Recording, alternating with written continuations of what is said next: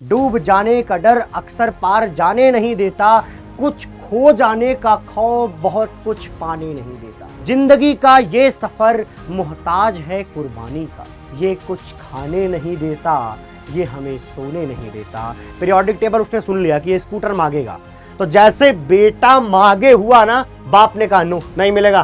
क्या बोला भाई? नो नो नो नहीं मिलेगा। सन ने क्या करा? स्कूटर ली। किस कलर का था वो? क्रीम कलर का।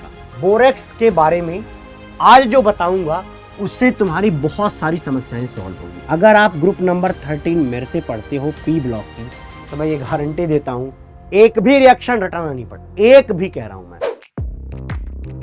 हेलो एवरीवन, कैसे आप सब लोग? आई होप आप अच्छे होंगे। वेलकम टू अपनी कक्षा। मेरा नाम है ओम और आज मैं इस वीडियो से शुरुआत करने वाला हूं ब्लॉक केमिस्ट्री का। शुरुआत में मैं आपको एस ब्लॉक पढ़ाऊंगा। एस ब्लॉक को पढ़ना शुरू करें उससे पहले कुछ चीजें मैं आपको बताना चाहूंगा। आपको ये जो इनऑर्गेनिक केमिस्ट्री की सीरीज दी जा रही है या ये जो आप पढ़ रहे हो, इसमें शुरुआत करनी चाहिए आपको पीरियोडिक टेबल से, फिर आपको पढ़ना चाहिए बेसिक इनऑर्गेनिक नॉमेनक्लेचर और इसके बाद आपको पढ़ना चाहिए केमिकल बॉन्डिंग। सबसे बड़ा चैप्टर होता है आपके इनऑर्गेनिक का, ये भी हमने खत्म कर रखा और हर एक कॉन्सेप्ट को अच्छे तरीके से समझाया गया है। अगर आप इन तीनों चैप्टर्स को कर लेते हो तब आपको ब्लॉक केमिस्ट्री शुरू करनी चाहिए और एस ब्लॉक आज मैं इस वीडियो से शुरू करने वाला हूं। डरने की कोई बात नहीं है, रटना ज्यादा नहीं पड़ेगा। जिस तरीके से मैं पढ़ा रहा हूं, अगर आप कंसंट्रेट होकर के इसी क्लास में ध्यानपूर्वक सुन लेते हो तो आपको इसी क्लास में 50% चीजें याद हो जाएंगी। बाकी के 50% को आप मल्टीपल टाइम रिवीजन करके याद कर ले जाओगे। इस पूरे चैप्टर में 35% चीजें ऐसी होंगी जो शुद्ध रूप से रट्टा होंगी, लेकिन 65% को मैं यहां पे समझाऊंगा। तो 65% मैं समझा दूंगा, बाकी 35 पर आप कमांड बनाने की कोशिश करना। ठीक है भाई, शुरुआत कर लेते हैं अपने इस ब्लॉक का, इस चैप्टर का। देखो भैया, एस ब्लॉक के बारे में थोड़ा मोड़ा जानकारी आपको होगा पीरियोडिक टेबल के अंदर, कि लेफ्ट साइड में दो ग्रुप होते हैं, उन्हीं को हम क्या बोलते हैं? एस ब्लॉक बोलते हैं। उस एस ब्लॉक में हम क्या देखते हैं? ये देखते हैं, ठीक है। और दूसरा भैया हम ये देखते हैं। पहले वाले को हम क्या बोलते हैं? अगर आपको याद हो तो ग्रुप नंबर क्या बोलते हैं? पहला है भैया तो इसको बोलते हैं ग्रुप नंबर 1। इसको क्या बोलते हैं? जीवन। क्या बोलते हैं? जीवन। ध्यान देना भाई, इसका नाम क्या है? जीवन नाम, G1। ठीक है भाई, इसका नाम क्या है? G2। कुछ फीलिंग आ रही है? G2 नाम की फीलिंग आ रही है? G2।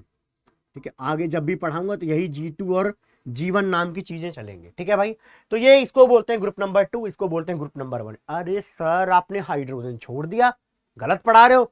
हाँ नहीं भैया, हाइड्रोजन जो है ना, वो नेचर के हिसाब से एस ब्लॉक में नहीं रहना चाहिए, उसकी फिजिकल प्रॉपर्टीज मैच नहीं करती। ये जितने भी चीजें दिख रही हैं, ये लोग मेटल्स हैं। मेटल्स क्या होते हैं सर? मेटल्स वो लोग होते हैं जो इजीली इलेक्ट्रॉन डोनेट कर सकते हैं, इनके पास ये टेंडेंसीज होती हैं। और हमारा जो हाइड्रोजन होता है वो एक नॉन मेटल कैरेक्टर ज्यादा रखता है, इस वजह से उसको हमने यहां पे मेंशन नहीं किया हुआ है। पहली चीज। दूसरी, सर इसको एस ब्लॉक के अंदर ही क्यों रखा है? क्या रीजन है? उसका रीजन मेरे भाई ये है, क्योंकि आप जब इनका इलेक्ट्रॉनिक कॉन्फ़िगरेशन करते हो, जब आप इनका इलेक्ट्रॉनिक कॉन्फ़िगरेशन करते हो, जब आप इनके इलेक्ट्रॉन्स के रखने की जगह के बारे में बताते हो, तो आप ये कहते हो कि यार आपका जो लास्ट इलेक्ट्रॉन है ना इन एलिमेंट्स का, वो एस सबसेल में जा रहा है। क्योंकि वो एस सबसेल में जा रहा है और हमारा जो सबसेल है वही ब्लॉक डिसाइड करता है, तो निश्चित रूप से ये लोग क्या होंगे? एस ब्लॉक एलिमेंट्स होंगे। नहीं समझ में आया? समझाने की पूरी कोशिश करूंगा। जीवन के अंदर जो हमारा लिथियम है उसके पास 3 इलेक्ट्रॉन्स होते हैं।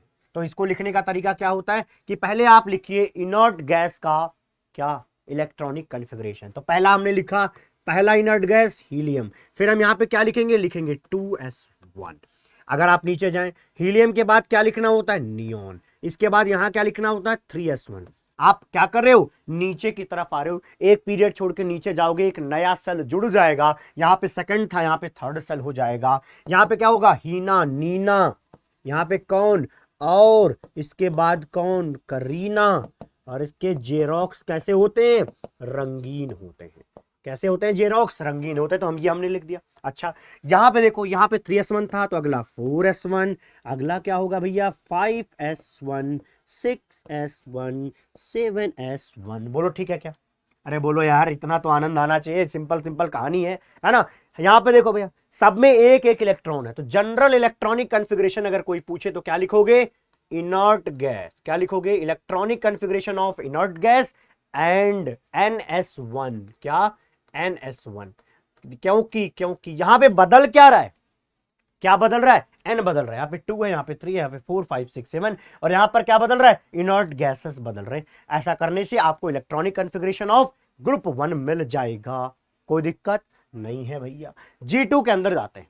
ये जो G2 है ना, यहां पे आपको देखने को मिलेगा हीलियम, और इसके बाद क्या मिलेगा? यहां मिलेगा, यहां पे नकल मार लो थोड़ा सा, क्या लिखा है? 2s2 मिलेगा, ठीक है, क्योंकि एक इलेक्ट्रॉन के अंदर ज्यादा होगा।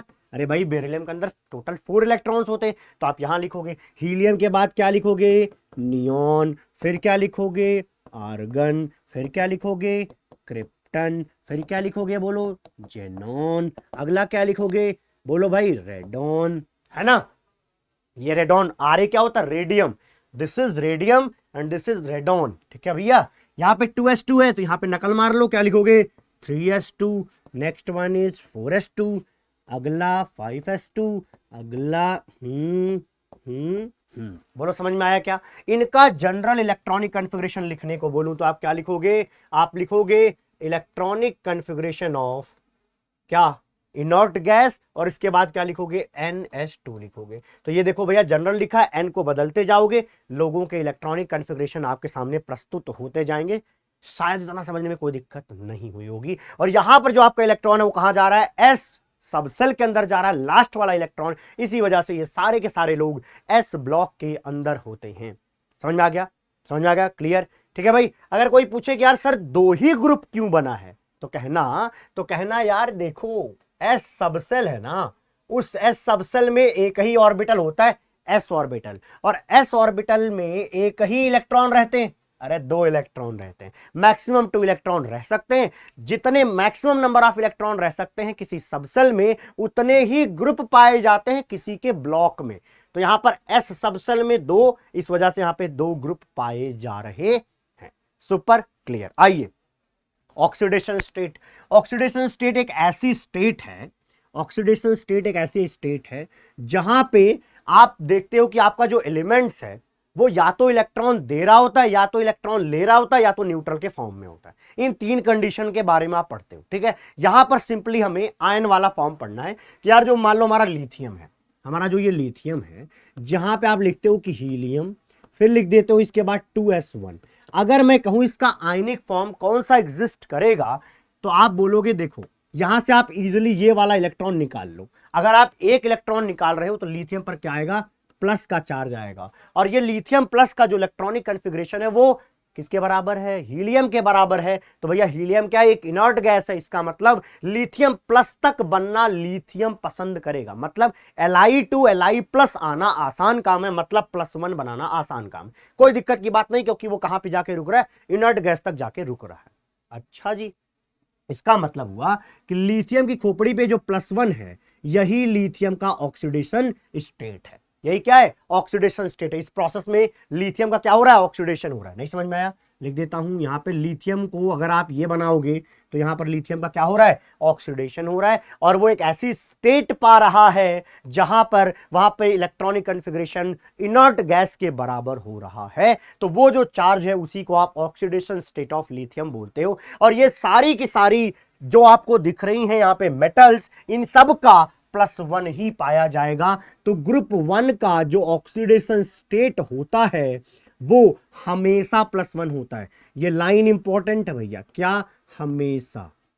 इनको आप बदल नहीं सकते, हमेशा +1 होता है। तो जीवन भैया हमेशा +1 में रहते हैं पूरे जीवन भर। जीवन भैया पूरे जीवन भर +1 में जीते हैं। और जो हमारे जीतू भैया हैं, वो +2 की जिंदगी जी रहे हैं। कैसे? ये ऑलवेज वाली लाइन याद रखना, हमेशा हमेशा के लिए +2 ही है। तो ये सारे लोग हमेशा +2 बना सकते हैं। कैसे? देखो, अगर ये दोनों हटाओगे तो क्या मिलेगा? हीलियम का। ये दोनों हटाओगे तो नियॉन, ये आर्गन, ये क्रिप्टन। मतलब कुल मिला के इनर्ट गैस का कॉन्फ़िगरेशन हमें यहां पे मिल रहा होगा, जो कि स्टेबल है। तो कोई भी आयन जो बनना चाहेगा बेरिलियम टू बेरिलियम, तो क्या बनना चाहेगा, बेरिलियम 2+ बनना चाहेगा। कहने का मतलब एक्चुअली मैं क्या बोलना चाह रहा था कि बेरिलियम अगर कहीं आयन में बदलना चाहेगा तो वो +2 में ही बदलना चाहेगा, बाकी किसी में नहीं जाएगा, क्योंकि +2 बनाते वक्त वो हीलियम का इलेक्ट्रॉनिक कॉन्फ़िगरेशन गेन कर लेगा। तो ठीक है, जीतू भैया हमेशा +2 में और ये +1 में, तो याद रहेगा। तो ग्रुप नंबर 1 के लोग हमेशा +1, ग्रुप नंबर के 2 के लोग हमेशा हमेशा +2 बनाते हैं। बहुत जोर दे के बोल रहा हूं, हमेशा। ठीक है भाई, ठीक है भाई, ओके ओके। साइज पर चर्चा कर लेते हैं। साइज को बताने का हमारे पास तरीका क्या है, एटॉमिक रेडियस। क्या, एटॉमिक रेडियस, यहीं से तो साइज बताते हैं, है ना। तो बताइए, ऊपर से नीचे जाने पर जब आप टॉप से बॉटम की तरफ जाते हो किसी ग्रुप में, याद आ रहा है कुछ कुछ कुछ याद आ रहा है, क्या होता है, नए नए सेल्स जुड़ते जाते हैं। क्योंकि वहां पर नए नए सेल जुड़ रहे हैं तो हमारे न्यूक्लियस से दूरी धीरे धीरे बढ़ती जा रही है, तो भैया वहां पे एटॉमिक रेडियस बढ़ेगा। एटॉमिक रेडियस बढ़ रहा है मतलब साइज बढ़ रहा है। तो कुल मिला के टॉप से बॉटम की तरफ आने पर साइज बढ़ जाता है। क्या होता है, साइज बढ़ जाता है। बोलो, इतनी बात समझ में आई क्या, आनंद आया, बराबर आनंद आया होगा। आइए नेक्स्ट देख लेते हैं। नेक्स्ट है भैया आयनाइजेशन एनर्जी। इन्हीं की आयनाइजेशन एनर्जी बतानी है, और आपको यार पीरियोडिक टेबल में बहुत खुल के, दिल खोल के पढ़ाया गया है ये सारी कहानियां। ठीक है, यहां पे हम पढ़ते हैं कि जब हम ऊपर से नीचे की तरफ जाते हैं तो आयनाइजेशन एनर्जी की वैल्यू धीरे धीरे कम होने लग जाती है। आयनाइजेशन एनर्जी की वैल्यू धीरे धीरे क्या होने लग जाती है, कम होने लग जाती। क्यों कम होती है सर, अरे भाई जब तुम नीचे की तरफ जाओगे तो हर बार एक नए नए सेल जुड़ेंगे, सेल नए जुड़ेंगे, मतलब क्या हुआ, सीजियम के केस में, सीजियम को अगर मैं लूं तो सीजियम के केस में मेरे भाई न्यूक्लियस और बाहर वाले इलेक्ट्रॉन के बीच में दूरी ज्यादा है, दूरी ज्यादा है, तो इस इलेक्ट्रॉन को निकालना आसान है, निकालना आसान है मतलब कम एनर्जी दोगे भग जाएगा। कम एनर्जी में भाग रहा है मतलब आयनाइजेशन एनर्जी मिनिमम है। और आपको पता होना चाहिए पूरे पीरियोडिक टेबल में सीजियम ऐसा है जिसका सबसे कम आयनाइजेशन एनर्जी आता है, सबसे कम आयनाइजेशन एनर्जी आता है, ध्यान रखना, इसका सबसे कम आयनाइजेशन एनर्जी आता है पूरे पीरियोडिक टेबल में। इसी वजह से ये जो है हमारे जो सौर पैनल्स होते हैं उनमें यूज किए जाते हैं, और वहां पर एक कॉन्सेप्ट लगता है जिसको बोलते हैं फोटो इलेक्ट्रिक इफेक्ट। बाकी को भी बताऊंगा जिसको क्या बोलते हैं, फोटो इलेक्ट्रिक इफेक्ट। यहीं पे मैं समझा देना चाहूंगा इस बात को, इसको क्या बोलते हैं भैया, फोटो इलेक्ट्रिक इफेक्ट। जानते होंगे फोटो इलेक्ट्रिक क्या होता है, हमारे पास एक मेटल की सरफेस, जैसे मान लीजिए सीजियम का सरफेस है, आप क्या करते हो, इस पर लाइट डालते हो, लाइट के अंदर क्या होता है, फोटोन्स होते हैं। फोटोन्स क्या है सर, पैकेट्स ऑफ एनर्जी है। एनर्जी कैसे बंडल बंडल रहते हैं, वेव के अंदर कुछ इसी तरीके से रहेंगे ना, वेव वाले फॉर्म में, ठीक। तो वो जो फोटोन्स होंगे वो गिरेंगे किसके सरफेस पे, सीजियम के सरफेस पे। वहां जो एक एटम प्रेजेंट होगा, जब उसको फोटोन का वो जो एनर्जी बंडल मिल रहा होगा, जब वो पा जाएगा तो क्या होगा, बाहर से एक इलेक्ट्रॉन निकाल के जंप करा देगा। तो यहां से क्या निकल रहा होगा, इलेक्ट्रॉन जंप कर रहा होगा, और इसी इलेक्ट्रॉन की वजह से वहां पर करंट वगैरह का फ्लो होता है जो आप देखते हो सौर पैनल के अंदर। तो कुल मिला के फोटो इलेक्ट्रिक इफेक्ट आसानी से कौन दिखा सकता है, तो आप कहोगे सीजियम दिखा सकता है। इसी वजह से सीजियम मेटल जो होते हैं वो सौर पैनल में यूज भी होते हैं। ये कहानी खत्म हुई, हाँ सर आ गया। अब यहां पे हमें एक चीज पढ़नी होती है कि भैया एक बात बताओ, ये जो लिखा गया इसका क्या जवाब दोगे, ionization energy of potassium and calcium, ionization energy of potassium and calcium. यहां पर 1 लिखा है, यहां पे 2, मतलब फर्स्ट आयनाइजेशन एनर्जी को कंपेयर करना है पोटेशियम और कैल्शियम में। कर लो भैया, कर लो, कोई दिक्कत की बात नहीं। पोटेशियम के लिए लिखो यार, पोटेशियम के लिए लिखोगे और कैल्शियम के लिए लिखोगे इलेक्ट्रॉनिक कॉन्फ़िगरेशन। ध्यान देना, जब आप पोटेशियम के लिए लिखोगे तो आप क्या लिखते हो, यहां पे आप लिखोगे आर्गन, इसके बाद आप लिखते हो 4s1, इसके लिए लिखते हो तो क्या लिखोगे आर्गन, और इसके लिए लिखोगे आगे 4s2। बोलो बोलो भैया, 20 के लिए आप यही लिखोगे और 19 के लिए आप ये लिखोगे। अच्छा जी सर लिख दिया, अब आगे क्या करना है, आगे आप क्या करिए, इससे एक इलेक्ट्रॉन उड़ा दीजिए, यहां से एक इलेक्ट्रॉन हटा दीजिए। इलेक्ट्रॉन जब आप हटाओगे तो यहां से हटेगा तो क्या मिलेगा भैया, K+ मिलेगा, और K+ का जो इलेक्ट्रॉनिक कॉन्फ़िगरेशन होगा वो आर्गन के बराबर होगा, क्योंकि यार ये इलेक्ट्रॉन तो तुमने क्या किया, हटा दिया, यही काम तो किया है ना, हाँ सर यही किया है। अब यहां वाले पावर यहां से हटाओगे तो क्या मिलेगा, यहां पे मिलेगा आर्गन, और अगला क्या मिल रहा होगा 4s1। ये किसका इलेक्ट्रॉनिक कॉन्फ़िगरेशन हमने लिखा है, ये कैल्शियम प्लस का लिखा है। ये इलेक्ट्रॉनिक कॉन्फ़िगरेशन हमने किसका लिखा है, कैल्शियम प्लस का। अरे यार कैल्शियम कैल्शियम प्लस में कन्वर्ट हो रहा है। अच्छा जी, इसका मतलब क्या हुआ कि यहां पे, अच्छा आपसे पूछता हूं, आप बताओ आसानी से इलेक्ट्रॉन कौन देगा, ये भाई साहब देंगे या ये भाई साहब देंगे। तो आप कहोगे ये आसानी से इलेक्ट्रॉन दे रहे होंगे, क्योंकि देखो भैया लेफ्ट से जब राइट जाते हो, जब आप लेफ्ट से राइट जाते हो तो क्या होता है, जेड इफेक्टिव पावर बढ़ जाती है। अगर आपको जेड इफेक्टिव नहीं आता, इसका मतलब आपने वीडियो मेरी ढंग से पढ़ी नहीं है। कौन सी वाली, पीरियोडिक टेबल वाली, ठीक है, जाइए पढ़िए। जेड इफेक्टिव अगर ज्यादा यहाँ पे तो यहाँ से इलेक्ट्रॉन निकालना कठिन है। अगर यार इस वाली फैमिली से इलेक्ट्रॉन निकालना कठिन है तो निश्चित रूप से कैल्शियम और पोटेशियम में कैल्शियम का क्या आएगा, ज्यादा आएगा, पोटेशियम का कम आएगा। पोटेशियम से इलेक्ट्रॉन निकालना आसान है, वो निकाल करके अपने आप को क्या बना देगा, आर्गन नाम का एक क्या बना देगा भैया, इनर्ट गैस कॉन्फ़िगरेशन बना देगा। कहानी यहां तक तो हर बच्चे को आराम से समझ आती है। दिक्कत यहां से शुरू होती है, यार कैल्शियम 2+ से मैं कह रहा हूं एक इलेक्ट्रॉन और निकालना है। क्यों? क्योंकि हमें सेकंड आयनाइजेशन एंथैल्पी भी कंपेयर करना है और हमें क्या बनाना है, कैल्शियम 2+ बनाना है। हमें यहां से एक इलेक्ट्रॉन निकालना है और ये बनाना है। अब एक बात देखो, यहां से जब इलेक्ट्रॉन निकालोगे तो कहां से जाएगा भैया, इलेक्ट्रॉन यहां से निकालोगे, 4s1 से इलेक्ट्रॉन निकालोगे जो कि आराम से निकल जाएगा, कोई दिक्कत नहीं है, 4s1 से आराम से इलेक्ट्रॉन निकल जाएगा। लेकिन अब अगर तुम K+ में से एक इलेक्ट्रॉन निकाल करके K2+ बनाना चाहते हो तो भैया तुम्हें इलेक्ट्रॉन निकालना पड़ेगा एक स्टेबल इलेक्ट्रॉनिक कॉन्फ़िगरेशन में। सर स्टेबल क्यों कह रहे हो, इनर्ट गैस कॉन्फ़िगरेशन जो रखता है वो क्या है, स्टेबल है, उससे इलेक्ट्रॉन निकालना या इसको इलेक्ट्रॉन देना जहमत का काम है। तो यहां से इलेक्ट्रॉन निकालना कठिन होगा। तो यार अगर इलेक्ट्रॉन निकालना कठिन होगा और मेरे को तो निकालना है, इसका मतलब बहुत ज्यादा एनर्जी सप्लाई करनी पड़ेगी, तब जाकर के वो एक इलेक्ट्रॉन दे रहा होगा। तो इस कंडीशन में पोटेशियम का ज्यादा होगा। तो देख लो एक बार देख लो भैया, इसको क्या ट्रेंड उल्टा होता हुआ दिख रहा है। फर्स्ट आयनाइजेशन एनर्जी जो होगी वो कैल्शियम की ज्यादा है, सेकंड वाला पोटेशियम का ज्यादा होता है। शायद समझ में आया।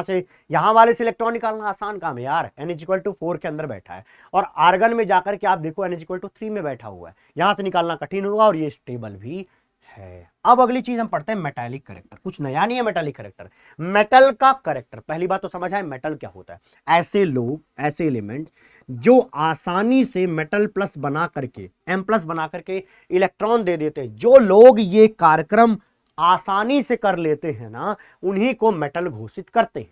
तो चलो भैया बताओ मेटल कौन, इनमें से मेटल कौन है भैया, ये सारे के सारे मेटल्स हैं। ये सारे लोग थोड़ी सी एनर्जी खाते हैं और क्या करते हैं, एनर्जी को निकाल के, इलेक्ट्रॉन को निकाल के बाहर कर देते हैं। वैसे भी यार तुम्हारे पीरियोडिक टेबल में S ब्लॉक कहां रहता है, लेफ्ट साइड रहता है, बाकी सारी चीजें तो दूर रह रही हैं इधर। और हमने क्या पढ़ा है, जब हम लेफ्ट से राइट जाते हैं तो आयनाइजेशन एनर्जी बढ़ती है। तो सबसे कम आयनाइजेशन एनर्जी रखने वाले लोग कहां पे हैं, यहां पर पीरियोडिक टेबल के लेफ्ट साइड में। और वो कौन से लोग हैं, यही लोग तो हैं। तो अगर इनका आयनाइजेशन एनर्जी कम है तो ये इजीली इलेक्ट्रॉन दे देंगे, और अगर ये इजीली इलेक्ट्रॉन दे पा रहे हैं तो इसका मतलब इन सब के अंदर अच्छा मेटालिक करेक्टर है। अब सवाल आता है यार, इनमें सबसे अच्छा मेटल कौन होगा, ये कैसे पता करेंगे। अच्छे मेटल सारे हैं मान लिया, लेकिन इनमें से सबसे अच्छा मेटल कौन है कैसे पता करेंगे। तो चलो यहां देखो, ऊपर से जब नीचे तुम जाते हो तो क्या होता है, आयनाइजेशन एनर्जी क्या होती है भैया, घटती। तो सबसे कम आयनाइजेशन एनर्जी किसकी है, सीजीएम की।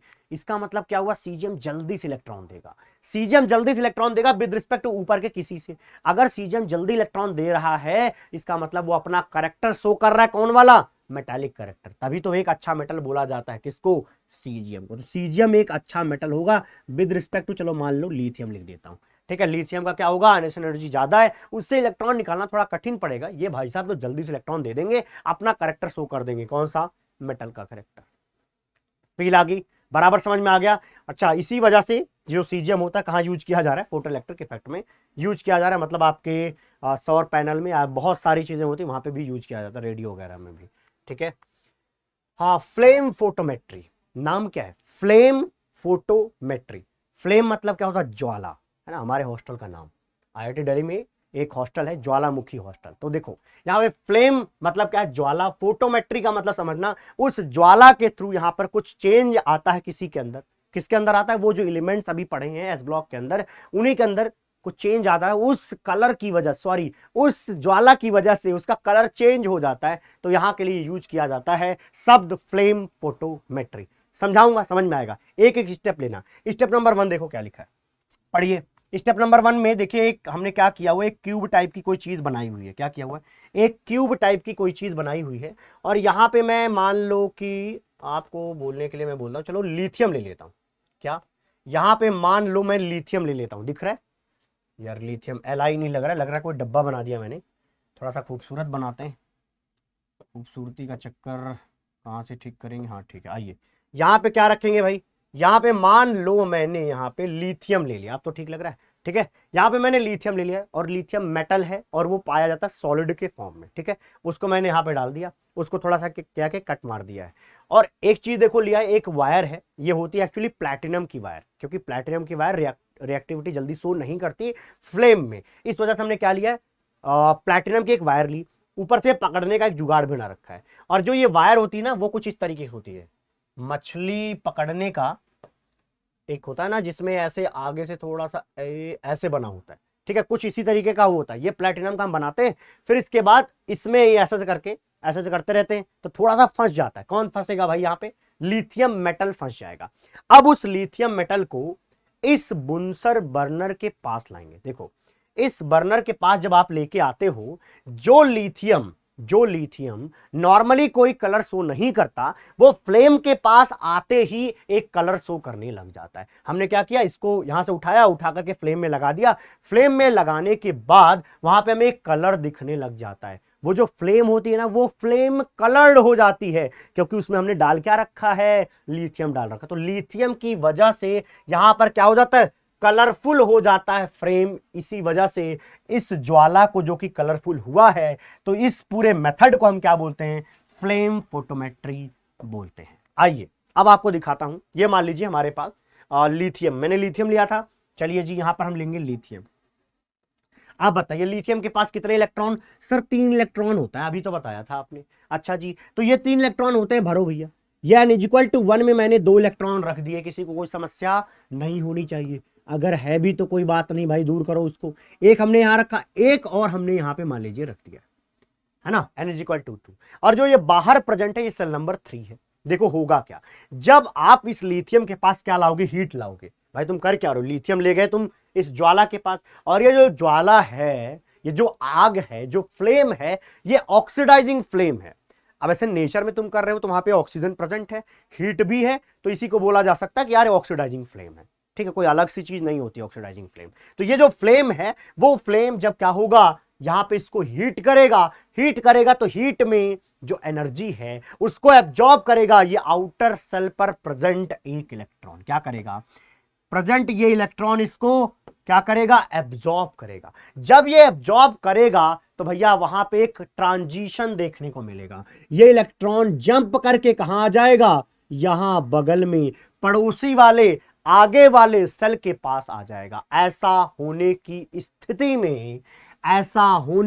स्थिति में आपका इलेक्ट्रॉन देखो भैया यहां पे आ गया। मैंने क्या बोला, ये जंप करके भाई साहब यहां आ गए, तो मैंने जंप करा के यहां दिया, और जैसे जंप करके आगे जाता है उसके 10⁻⁻8 सेकंड के बाद वापस आ जाता है। ये तो पढ़ा है ना, ट्रांजिशन नाम की एक चीज। अरे यार ट्रांजिशन नाम का एक दैत्य होता है ना। अरे नहीं होता कुछ ऐसा यार, ट्रांजिशन का मतलब होता है एक स्टेट को छोड़ के अगले स्टेट में जाना। तो ये जाएंगे, जाकर के जब ये लौटते हैं ना दोबारा, तो यहां से क्या निकलती है, यहां से वेव निकलती है, और इस वेव का कोई कलर होता है जो विजिबल रीजन का होता है, और हमारी आंखों में वो हमारे आंखों में क्या होता है, दिख जाता है। तो आपको इतनी बात समझ में आ गई कि क्या हुआ, एक्साइट हुआ, बैक गया, बैक जाने पे क्या हुआ, एक वेव निकली, उसका कोई कलर होगा, और वो भैया कलर जो है विजिबल रीजन का, तो हमें दिख रहा है। अच्छा जी, कलर शब्द ही तभी यूज होता है। अब यहां पे जो कहानी लिखी है ये एनसीईआरटी की एक लाइन है, पढ़ाना बहुत जरूरी है, इनसे ही क्वेश्चंस बन जाते हैं। जो मैंने आपको पढ़ाया वो कहानियां इसमें लिख रखी हैं, ठीक। अब देखो सिंपल बात है, अगर कोई पूछे तो आप बोलना, फ्लेम फोटोमेट्री के अंदर हम मेटल लेते हैं, मेटल को कहां ले जाते हैं, फ्लेम के पास ले जाते हैं, तो वो कोई कलर शो करने लग जाता है, और कलर शो करने का रीजन होता है ट्रांजिशन। कौन सा ट्रांजिशन, जो बाहर पे बैठा इलेक्ट्रॉन है वो जंप करके अपने अगले सेल के पास जाता है, और वहां से जब रिवर्स आता है तो इमिशन ऑफ क्या करता है, वेव कर रहा होता है, और वो जो वेव है वो लाई करता है विजिबल रीजन में, तो वो हमें कलर्ड दिखता है हमारी आंखों पे जब वो इंपैक्ट मारता है। यही चीज इसमें लिखी गई है। अच्छा जी, अब हमें पढ़ना होता है कि कौन सा मेटल किस कलर को शो करता है। उसके लिए शब्द यूज होगा फ्लेम टेस्ट। क्या बोलते हैं भैया, फ्लेम टेस्ट। फ्लेम में हम क्या कर रहे हैं, टेस्ट कर रहे हैं। कैसे टेस्ट कर रहे हैं, देखो भाई समझना। जैसे मान लो आपके पास ना मेटल ला करके मैं रखता हूँ, अभी मैं बता नहीं रहा हूं कि ये कौन सा मेटल है, देख करके तो पता चलता नहीं है। अब वो जो मेटल दिया गया उस मेटल में से थोड़ा सा हिस्सा निकालते हो, उसको वो प्लेटिनम की वायर पे ले जा करके आग के पास ले जाते हो, आग मतलब यहाँ पे ज्वाला के पास ले जा रहे हो, फ्लेम के पास। और जैसे ही बुनसन बर्नर के पास वो जाएगा, उसके फ्लेम में जाएगा, वो जो फ्लेम होगा उसका कलर अगर बदल जाता है और कलर डिफरेंट डिफरेंट होगा तो डिफरेंट डिफरेंट हमें क्या होंगे, मेटल्स पता चलेंगे। उसके लिए हमें क्या करना होगा, कलर याद करना पड़ेगा उनके मेटल के साथ कि भैया ये जो पर्टिकुलर मेटल है ये इस कलर का होता है। तो जैसे मान लो कि जो हमारा सोडियम होता है वो येलो कलर का होता है, तो हमने क्या किया, उस मेटल को ले गए और इसे फ्लेम में लगाया और वो फ्लेम येलो हो गई। इसका मतलब जो हमने लिया था मेटल वो तो सोडियम था। ठीक है भैया, तो ये कब कर पाओगे, जब आपको सारे मेटल्स याद हो, रटे रटाए हो। उसके लिए कुछ ट्रिक्स बताऊंगा जिससे आपको ये चीजें याद हो रही होंगी। तो पहले देख लीजिए, जैसे हमारा लिथियम होता है, ये जो लिथियम है ना ये होता है क्रिम्सन रेड कलर का। किस कलर का होता है, क्रिम्सन रेड कलर का। ठीक है, अब ये लड़कों के कम ही समझ में आएगा। ठीक है भाई, इनको रेड समझ आ जाए बहुत बड़ी बात है, ये लड़कियां भले समझ जाएं कि क्रिम्सन रेड नाम की वो कोई चीज एग्जिस्ट करती है। ठीक है भाई, तो ये हुआ लिथियम का। सोडियम का क्या होगा भाई, देख लो, सोडियम का है येलो कलर, अभी बताया मैंने। ठीक है, इसके बाद देखो पोटेशियम कैसा होता है, वायलेट कलर का होता है। और हमारा जो रुबिडियम है वो रेड वायलेट कलर का होता है। और जो हमारा सीजियम है वो ब्लू कलर का होता है। ये अभी याद करेंगे थोड़ी देर में। ठीक है, आगे आइए, जो बेरिलियम और मैग्नीशियम है ना भैया, ये दोनों कोई कलर नहीं देते, नो कलर। ये फ्लेम में लेके जाओगे ना इनको तो ये फ्लेम में कोई कलर शो नहीं करते। इसका मतलब साफ है कि इस पूरे एस ब्लॉक में से दो मेटल ऐसे हैं जिन पर फ्लेम फोटोमेट्री अप्लाई नहीं होती। वो फ्लेम में क्योंकि कोई कलर ही नहीं देते, और कलर नहीं देते तो आप बता ही नहीं सकते कि वो कौन सा मेटल है। ठीक है भाई, ये कलर नहीं देते। अच्छा जी, कैल्शियम ब्रिक रेड कलर का होता है। ब्रिक रेड समझते हो ना, वो ब्रिक ईंट, ईंट का जैसा कलर होता है ना रेड वाला, वो है ब्रिक रेड। ठीक है, आइए स्ट्रॉन्सियम। स्ट्रॉन्सियम कैसा होता है, ये भी क्रिम्सन रेड कलर का होता है। कैसा होता है भैया, क्रिम्सन रेड कलर का होता है। अगला है बेरियम। भाई बेरियम की जगह पे आरबी लिखा गया, चलिए इसको शुद्ध करें। ये क्या भैया, बेरियम है ना। तो बेरियम किस कलर का होता है, बेरियम से आप पहले दिमाग में रखिए, पहले बाग, क्या बाग, BAG। ठीक है, बाग। ठीक है, बाग तो समझते होगे। बाग का कौन, किस चीज का बाग है भैया, एप्पल ग्रीन का बाग है। बेरियम एप्पल ग्रीन कलर का दिखता है। बच्चे लड़कों, तुम्हारे बस की बात नहीं है कि तुम ग्रीन समझ लो, तुम बहुत है जैसा पहन रखा है इसको ग्रीन कहते हैं, एप्पल ग्रीन क्या तुम्हारे बस की नहीं है समझना। ठीक है, वो कह रहे सर हमने भी देखा हुआ है एप्पल। हाँ जी, तो कुछ कुछ अंदाजा होगा आपको। ठीक है, चलो भाई, अब इसको यार याद करने का सदमा लेना पड़ेगा हमें। चलिए देखते हैं कैसे। हमने क्या पढ़ा था शुरुआत में, जब पीरियोडिक टेबल में आपको पढ़ा रहा था तो क्या बताया गया था आपको कि बेटा मांगे कार स्कूटर, बाप राजी। आगे पढ़ते तो बाप तक हमें पढ़ना है। तो यार बेटा मांगे, अब क्या हुआ ना, बाप ने सुन लिया है, तुम पढ़ रहे थे अपने घर पे पीरियोडिक टेबल, उसने सुन लिया कि ये स्कूटर मांगेगा। तो जैसे बेटा मांगे हुआ ना, बाप ने कहा नो, नहीं मिलेगा। क्या बोला भाई, नो नो नो, नहीं मिलेगा। ये थोड़ी कहानी हो गई। ठीक है, बाप ने क्या बोला कि नहीं मिलेगा। अच्छा जी, अब बात आती है कि भाई लड़का तो जाएगा ही अपने स्कूल कॉलेज जहां भी जाना है उसको, तो जाने के लिए अब पापा ने उसके क्या सजेस्ट किया कि देख बेटा, कार, कोई बात नहीं, कार से तू जाएगा, इतना मैं बोल देता हूं कि तू कार से जाएगा, लेकिन ये कार ना ओला से करनी पड़ेगी तुझे। ठीक है, तो उसने क्या बताया भैया, कैब करनी पड़ेगी, CAB। ध्यान देना, कार तो मिल रहा है तुम्हें लेकिन कैब के फॉर्म में मिल रहा है। तो देख लो भैया, ध्यान देना भाई, क्या बोल रहा हूं कि यहां पर जो CA है, जो CA है, CA है, जो हमारा कैल्शियम है वो कैसा होगा, ब्रिक रेड कलर का होगा। कैसा होगा, ब्रिक रेड कलर का होगा। तो याद हुआ कि पापा ने करा है कार भाई बेटे के लिए, है ना, उनका ही बेटा है भाई। ठीक है, तो यहां क्या बोलेंगे कि ब्रिक रेड कलर का होगा हमारा कैल्शियम। तो ये इस तरीके से याद होगा। अच्छा जी, अब हुआ क्या कि भाई कई बार स्कूल गया, कॉलेज गया, कॉलेज वाले दोस्तों ने कहा अरे यार तेरे घर पे कार पड़ी, तू लाता ही नहीं है। तो उसने सोचा देखो बाप तो देने को रहा, तो ऐसा करता हूं कम से कम अपना एक पर्सनल चीज खरीद लेते हैं। उसने पता क्या खरीदा, स्कूटर। उसने क्या खरीदा, स्कूटर। तो स्कूटर ली किसने, स्कूटर ली किसने भैया, सन ने। सन ने क्या करा, स्कूटर ली। किस कलर का था वो, क्रीम कलर का। क्रीम कलर का क्या था, क्रीम कलर का एक स्कूटर ले लिया। तो स्कूटर ली, स्कूटर ली, सन ने स्कूटर ली क्रीम कलर का, तो हो गया भैया क्रिम्सन रेड कलर। SR मतलब स्ट्रॉन्सियम, LI मतलब लिथियम। तो देखो भैया लिथियम भी मैंने निपटा दिया। लिथियम भी यहां पे याद होगा कि स्कूटर तो ली क्रीम कलर का था, क्रिम्सन रेड कलर। अच्छा जी, और उस समय पापा कहां गए हुए थे? पापा गए हुए थे बाग में। कौन से बाग में? एप्पल के बाग में। ठीक है, वैसे इसको मैं यहां याद कराता हूं, यहां पे याद करो क्या लिखा है? सी। ये क्या लिखा है? Sea is blue. क्या? सी। सी मतलब समुद्र, इज ब्लू। बोलोगे आप ये वाला सी, लेकिन समझना कुछ इस तरीके से, सी एस। ठीक है, sea is blue, bag is green. Bag is green. ठीक है भाई, बाग इज ग्रीन। तो देखो ये दोनों निपट गए। सी इज ब्लू, अब यार इससे बेहतर तो मैं नहीं बना सकता सी इज ब्लू से। Sea is blue, bag is green. अच्छा, नेक्स्ट वाला तो अपने बच्चे तक को याद करा सकते हो तुम, तुम्हारे दिमाग में तो टिकवा देंगे। ठीक है, अपने बच्चे को भी याद कराना ये। ठीक है, आ जाओ। रेड वायलेट है ना, तो देखो आर बी को आप कुछ इस तरीके से लिखिए, आर वी। सर ये क्यों लिखे? कुछ लोग वी को ना भी बोलते हैं। ठीक है, तो वी को क्या बोलते हैं? भी बोलते हैं। सर ऐसे कौन से लोग हैं? बहुत सारे लोग हैं, मैं मिल भी चुका हूं कईयों से। तो ये है आरबी और आरवी एक जैसा है, तो क्या बोलोगे? Red violet. तो रेड वायलेट बोलोगे इसको। ठीक है, रेड वायलेट, ध्यान रहेगा, शायद रहेगा। ठीक है, और ये सोडियम वाला तो कई बार आप पढ़ते हो यार, ये एटॉमिक स्ट्रक्चर में आपको बताया जाता है कि ये येलो कलर का होता है। और सोडियम जो लैंप होता है, वो सोडियम लैंप कैसा होता है? येलो कलर का होता है। सोडियम लैंप कहाँ देखा होगा? अगर आपको थोड़ा सा मोरा याद हो, किसी शादी ब्याह में अगर आप गए हो, तो जो अब तो कुछ दूसरा ला आने लग गया, उसमें आर्गन वगैरह डाल के आता है, अदरवाइज पहले के ज़माने में आता था ये। ठीक है, तो कैसा होता था? ये येलो कलर का होता था। अच्छा जी, तो कुछ इस तरीके से आप याद रखेंगे। और ये क्या है भाई? ये इसके लिए कोई ट्रिक ऐसे मैं बना नहीं पाया, मुझे थोड़ा सा समझ में आया, आप देखना कि ठीक है क्या। वायलेट में ना, तो ये बायो ले लो, बायो। अब बायो वाले कुछ बताएंगे, बायो, भायो है ये, भायो। ठीक है, तो भायो से हो गया के। अब के मतलब जैसे व्हाट्सएप में क्या लिखते हैं? ओके लिखते हैं, तो ये मान लो के है। तो ऐसा समझो जैसे कोई कुछ दे रहा है, जैसे कुछ कोई दे रहा है, तो वो क्या कह रहा है? येलो। तो तुम क्या कह रहे हो? ना, नहीं चाहिए, एन ए, ना, नहीं चाहिए, तो येलो, ना। तो यहां से आप कुछ बनाना कि अगर कोई चीज बायो नाम से कोई चीज दी जा रही है, तो सामने वाला कह रहा है ओके ओके, दे दो दे दो, चलेगा। ठीक है, तो इस तरीके से आप कुछ याद करने की कोशिश करना। मैंने इतना एफर्ट लगा दिया, बहुत है, अब तुम भी थोड़ा सा लगा लो यार, है ना भाई? सर तब क्या कहते हैं कि 35% है और 65% आप याद कराओगे। अरे यार मिलजुल के याद करेंगे ना भाई। आ जाओ। अब यार एक सवाल आता है, चलो पहले ये बताओ, ये अगर मैं आपसे पूछूं ये कलर शो नहीं करते, इसका कोई साइंटिफिक रीजन बताइए।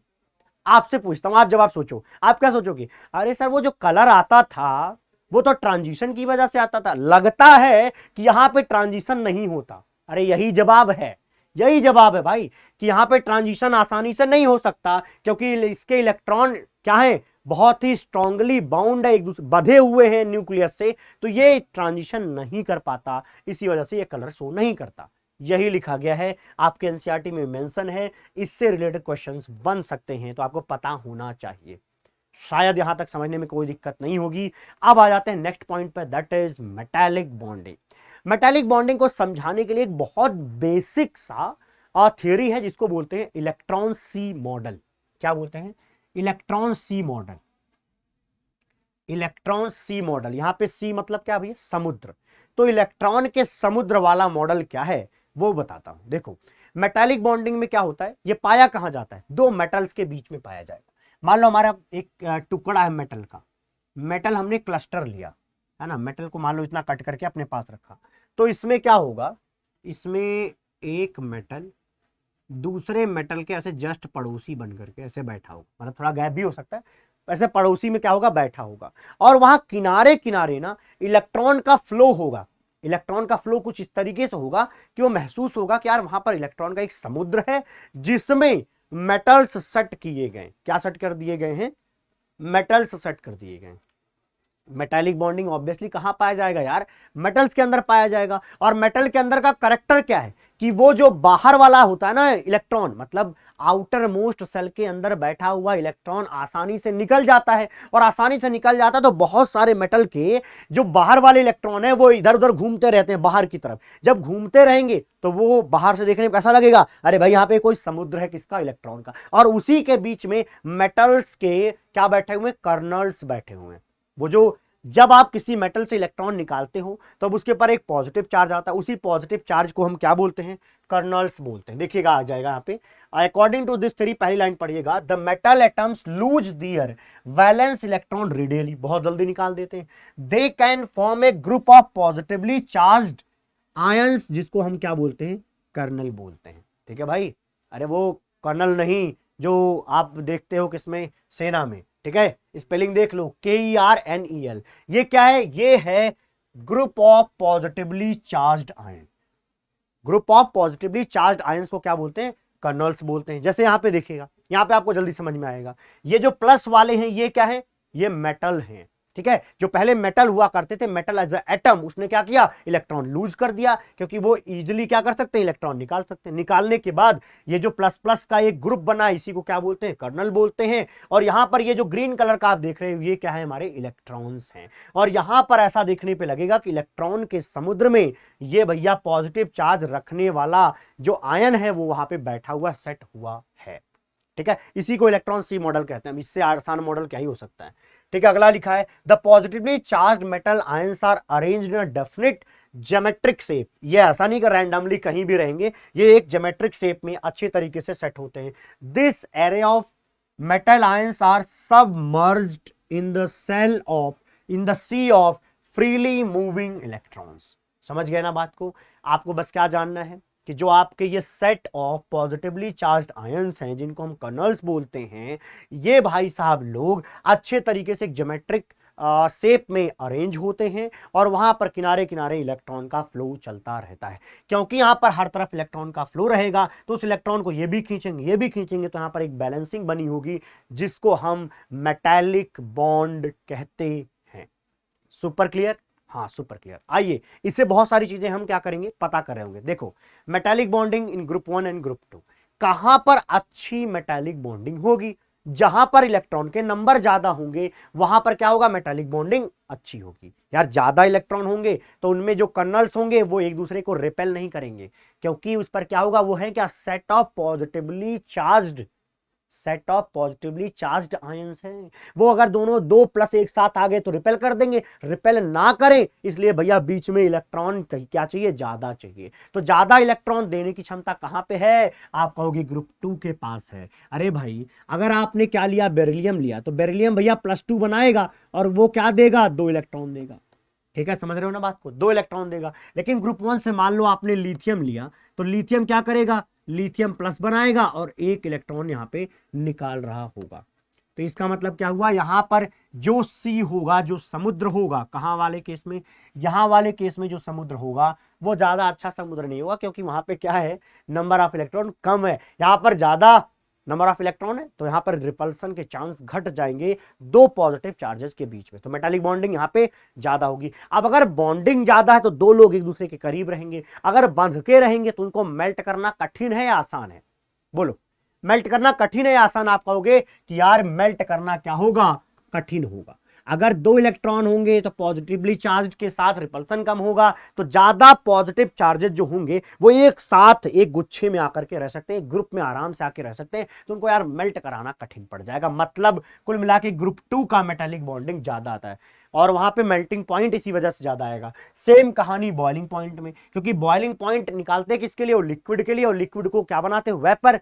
तो मेरे भाई अगर वो लिक्विड फेज में और दोनों एक दूसरे के साथ चिपके पड़े हैं, मान लो मेटल के जो भी एटम्स हैं वो एक साथ चिपके पड़े, तो उनको अलग करना कठिन काम होगा, कठिन काम होगा तो वहां पर बॉयल करना कठिन हो जाएगा, बॉइलिंग पॉइंट ज्यादा आएगा। सॉफ्ट ज्यादा कौन सा होगा, बताइए, इन सब में ज्यादा सॉफ्ट नेचर का कौन सा होगा? आप इसको खुद सॉल्व करने की कोशिश करिए, दिमाग लगाएं कि ज्यादा सॉफ्ट कौन सा होगा, आसानी से कौन सा कट जाएगा। ठीक है, और बस आपको हिंट एक दे देता हूं कि जो हमारा सोडियम होता है, जो हमारा सोडियम होता है वो जो है चाकू से भी कट जाता है, क्या चाकू से भी कट जाता है। बस ये एक फैक्ट है, बाकी आप इसका कुछ खुद ही ऑर्डर बनाएंगे कि सॉफ्ट ज्यादा कौन होता है, हार्ड ज्यादा कौन होता है। अच्छा जी, आ जाते हैं, ये आपके एनसीईआरटी में मेंशन था इसलिए मैंने एनसीईआरटी लिख रखी है, ताकि बच्चे को ये फील ना आए कहीं उड़ के तो अलग से नहीं पढ़ा रही है हमारा, है ना भाई, तो इसलिए मैंने हर जगह चिपका रखा है। एनसीईआरटी में एज इट इज लाइनें दी हुई हैं, ये भैया ये छापा हुआ देखिए क्या है, metals have high electrical and thermal conductivity. समझिएगा भाई, जो मेटल्स होते हैं, जो हमारे मेटल्स होते हैं, उनका हमें देखने को क्या मिलता है, इलेक्ट्रिकल और थर्मल कंडक्टिविटी ज्यादा देखने को मिलता है। थर्मल और क्या, इलेक्ट्रिकल कंडक्टिविटी। इसका मतलब हमने मान लो एक मेटल लिया, अगर हम यहां से इलेक्ट्रिसिटी पास करें तो यहां से इलेक्ट्रिसिटी आराम से पास हो जाएगी, और बल्कि अच्छे तरीके से पास हो रही होगी, क्योंकि हाई लिखा हुआ है। मतलब क्या है, यहां पर इलेक्ट्रिसिटी आराम से पास हो सकती है, इलेक्ट्रिकल कंडक्टिविटी वहां पे है। और अगर आप यहां से हीट करें तो ये मेटल का दूसरा हिस्सा भी क्या होगा, गर्म हो रहा होगा, मतलब वहां पर थर्मल कंडक्टिविटी है। और इस थर्मल और इलेक्ट्रिकल कंडक्टिविटी के लिए रिस्पॉन्सिबल कौन है, वो फ्री इलेक्ट्रॉन्स। वो क्योंकि जो हमारे फ्री इलेक्ट्रॉन्स हैं वो थ्रू आउट द बॉडी घूमते रहते हैं, और थ्रू आउट द बॉडी घूमते रहते हैं। एक जगह से मान लो हीट पाए तो उसको ले जाकर के दूसरी तरफ ही फैला देंगे, तो वहां पे क्या होगा, थर्मल कंडक्टिविटी देखने को मिलेगा। और हमें पता होता है यार, इलेक्ट्रिकल केस में इलेक्ट्रॉन का अगर फ्लो हो रहा होगा तो निश्चित रूप से यार वो इसी को तो इलेक्ट्रिसिटी कहते हैं, ठीक है। और आप पास कर रहे होगे तो वो जो इलेक्ट्रॉन्स होंगे वो एक डायरेक्शन में चले जाएंगे, तो वहां पर निश्चित रूप से अच्छी खासी इलेक्ट्रिकल कंडक्टिविटी मिल जाएगी। शायद मजा आया होगा। आगे पढ़िए। Metals have silvery white soft and light. अच्छा, मेटल्स आर, जो मेटल्स होते हैं जितना भी आपने पढ़ा है ग्रुप 1 और ग्रुप 2 के अंदर, वो सारे के सारे क्या हैं, सिल्वरी व्हाइट होते हैं। देखने में कैसे लगेंगे, सिल्वरी व्हाइट। सिल्वर कलर तो देखा होगा, उस कलर के व्हाइट होंगे, सॉफ्ट होंगे और लाइट होंगे। हल्के होते हैं, सॉफ्ट होते हैं, और क्या होते हैं भैया, सिल्वरी व्हाइट होते हैं, जितने भी मेटल्स आप ग्रुप 1 ग्रुप 2 के देखते हो। लेकिन लेकिन लेकिन दो को छोड़ करके, ये दो लोग बगावती नेचर के हैं। कौन कौन से भैया, ये अलग ही तांडव मचा के रखे हुए हैं, बेरिलियम और मैग्नीशियम। जो बेरिलियम और मैग्नीशियम है, ये भैया हमारे फ्लेम फोटोमेट्री में कोई कलर भी नहीं देते। और यहां पे देखना, ये देखना किस कलर के होते हैं, ये ग्रेइस कलर के होते हैं, ये ग्रे कलर का होता है। यहां पर आपको सिल्वरी व्हाइट कलर देखने को नहीं मिलता in case of beryllium and magnesium. इन दोनों सेट को एक साथ याद रखना, ये आगे भी बहुत काम आने वाले हैं, ठीक है। आगे आ जाइए भैया, हाइड्रेशन पे चर्चा करेंगे। हाइड्रेशन शब्द का मतलब समझो। हाइड्रेशन का मतलब होता है कि जैसे मान लो कोई आयन है या कोई मॉलिक्यूल है, उसके किनारे किनारे जब वाटर के मॉलिक्यूल्स आकर के लग जाएं, एक क्लस्टर बना दे। क्या बना दे, एक क्लस्टर बना दे, लेयर्स बना दे, तो उस चीज को बोला जाता है कि उस आयन का हाइड्रेशन हो चुका है, उसके किनारे किनारे वाटर मॉलिक्यूल्स आ चुके हैं, ठीक है भाई। हाइड्रेशन क्या होता है, cluster formation by the water molecule around the ion और the molecule of the solute.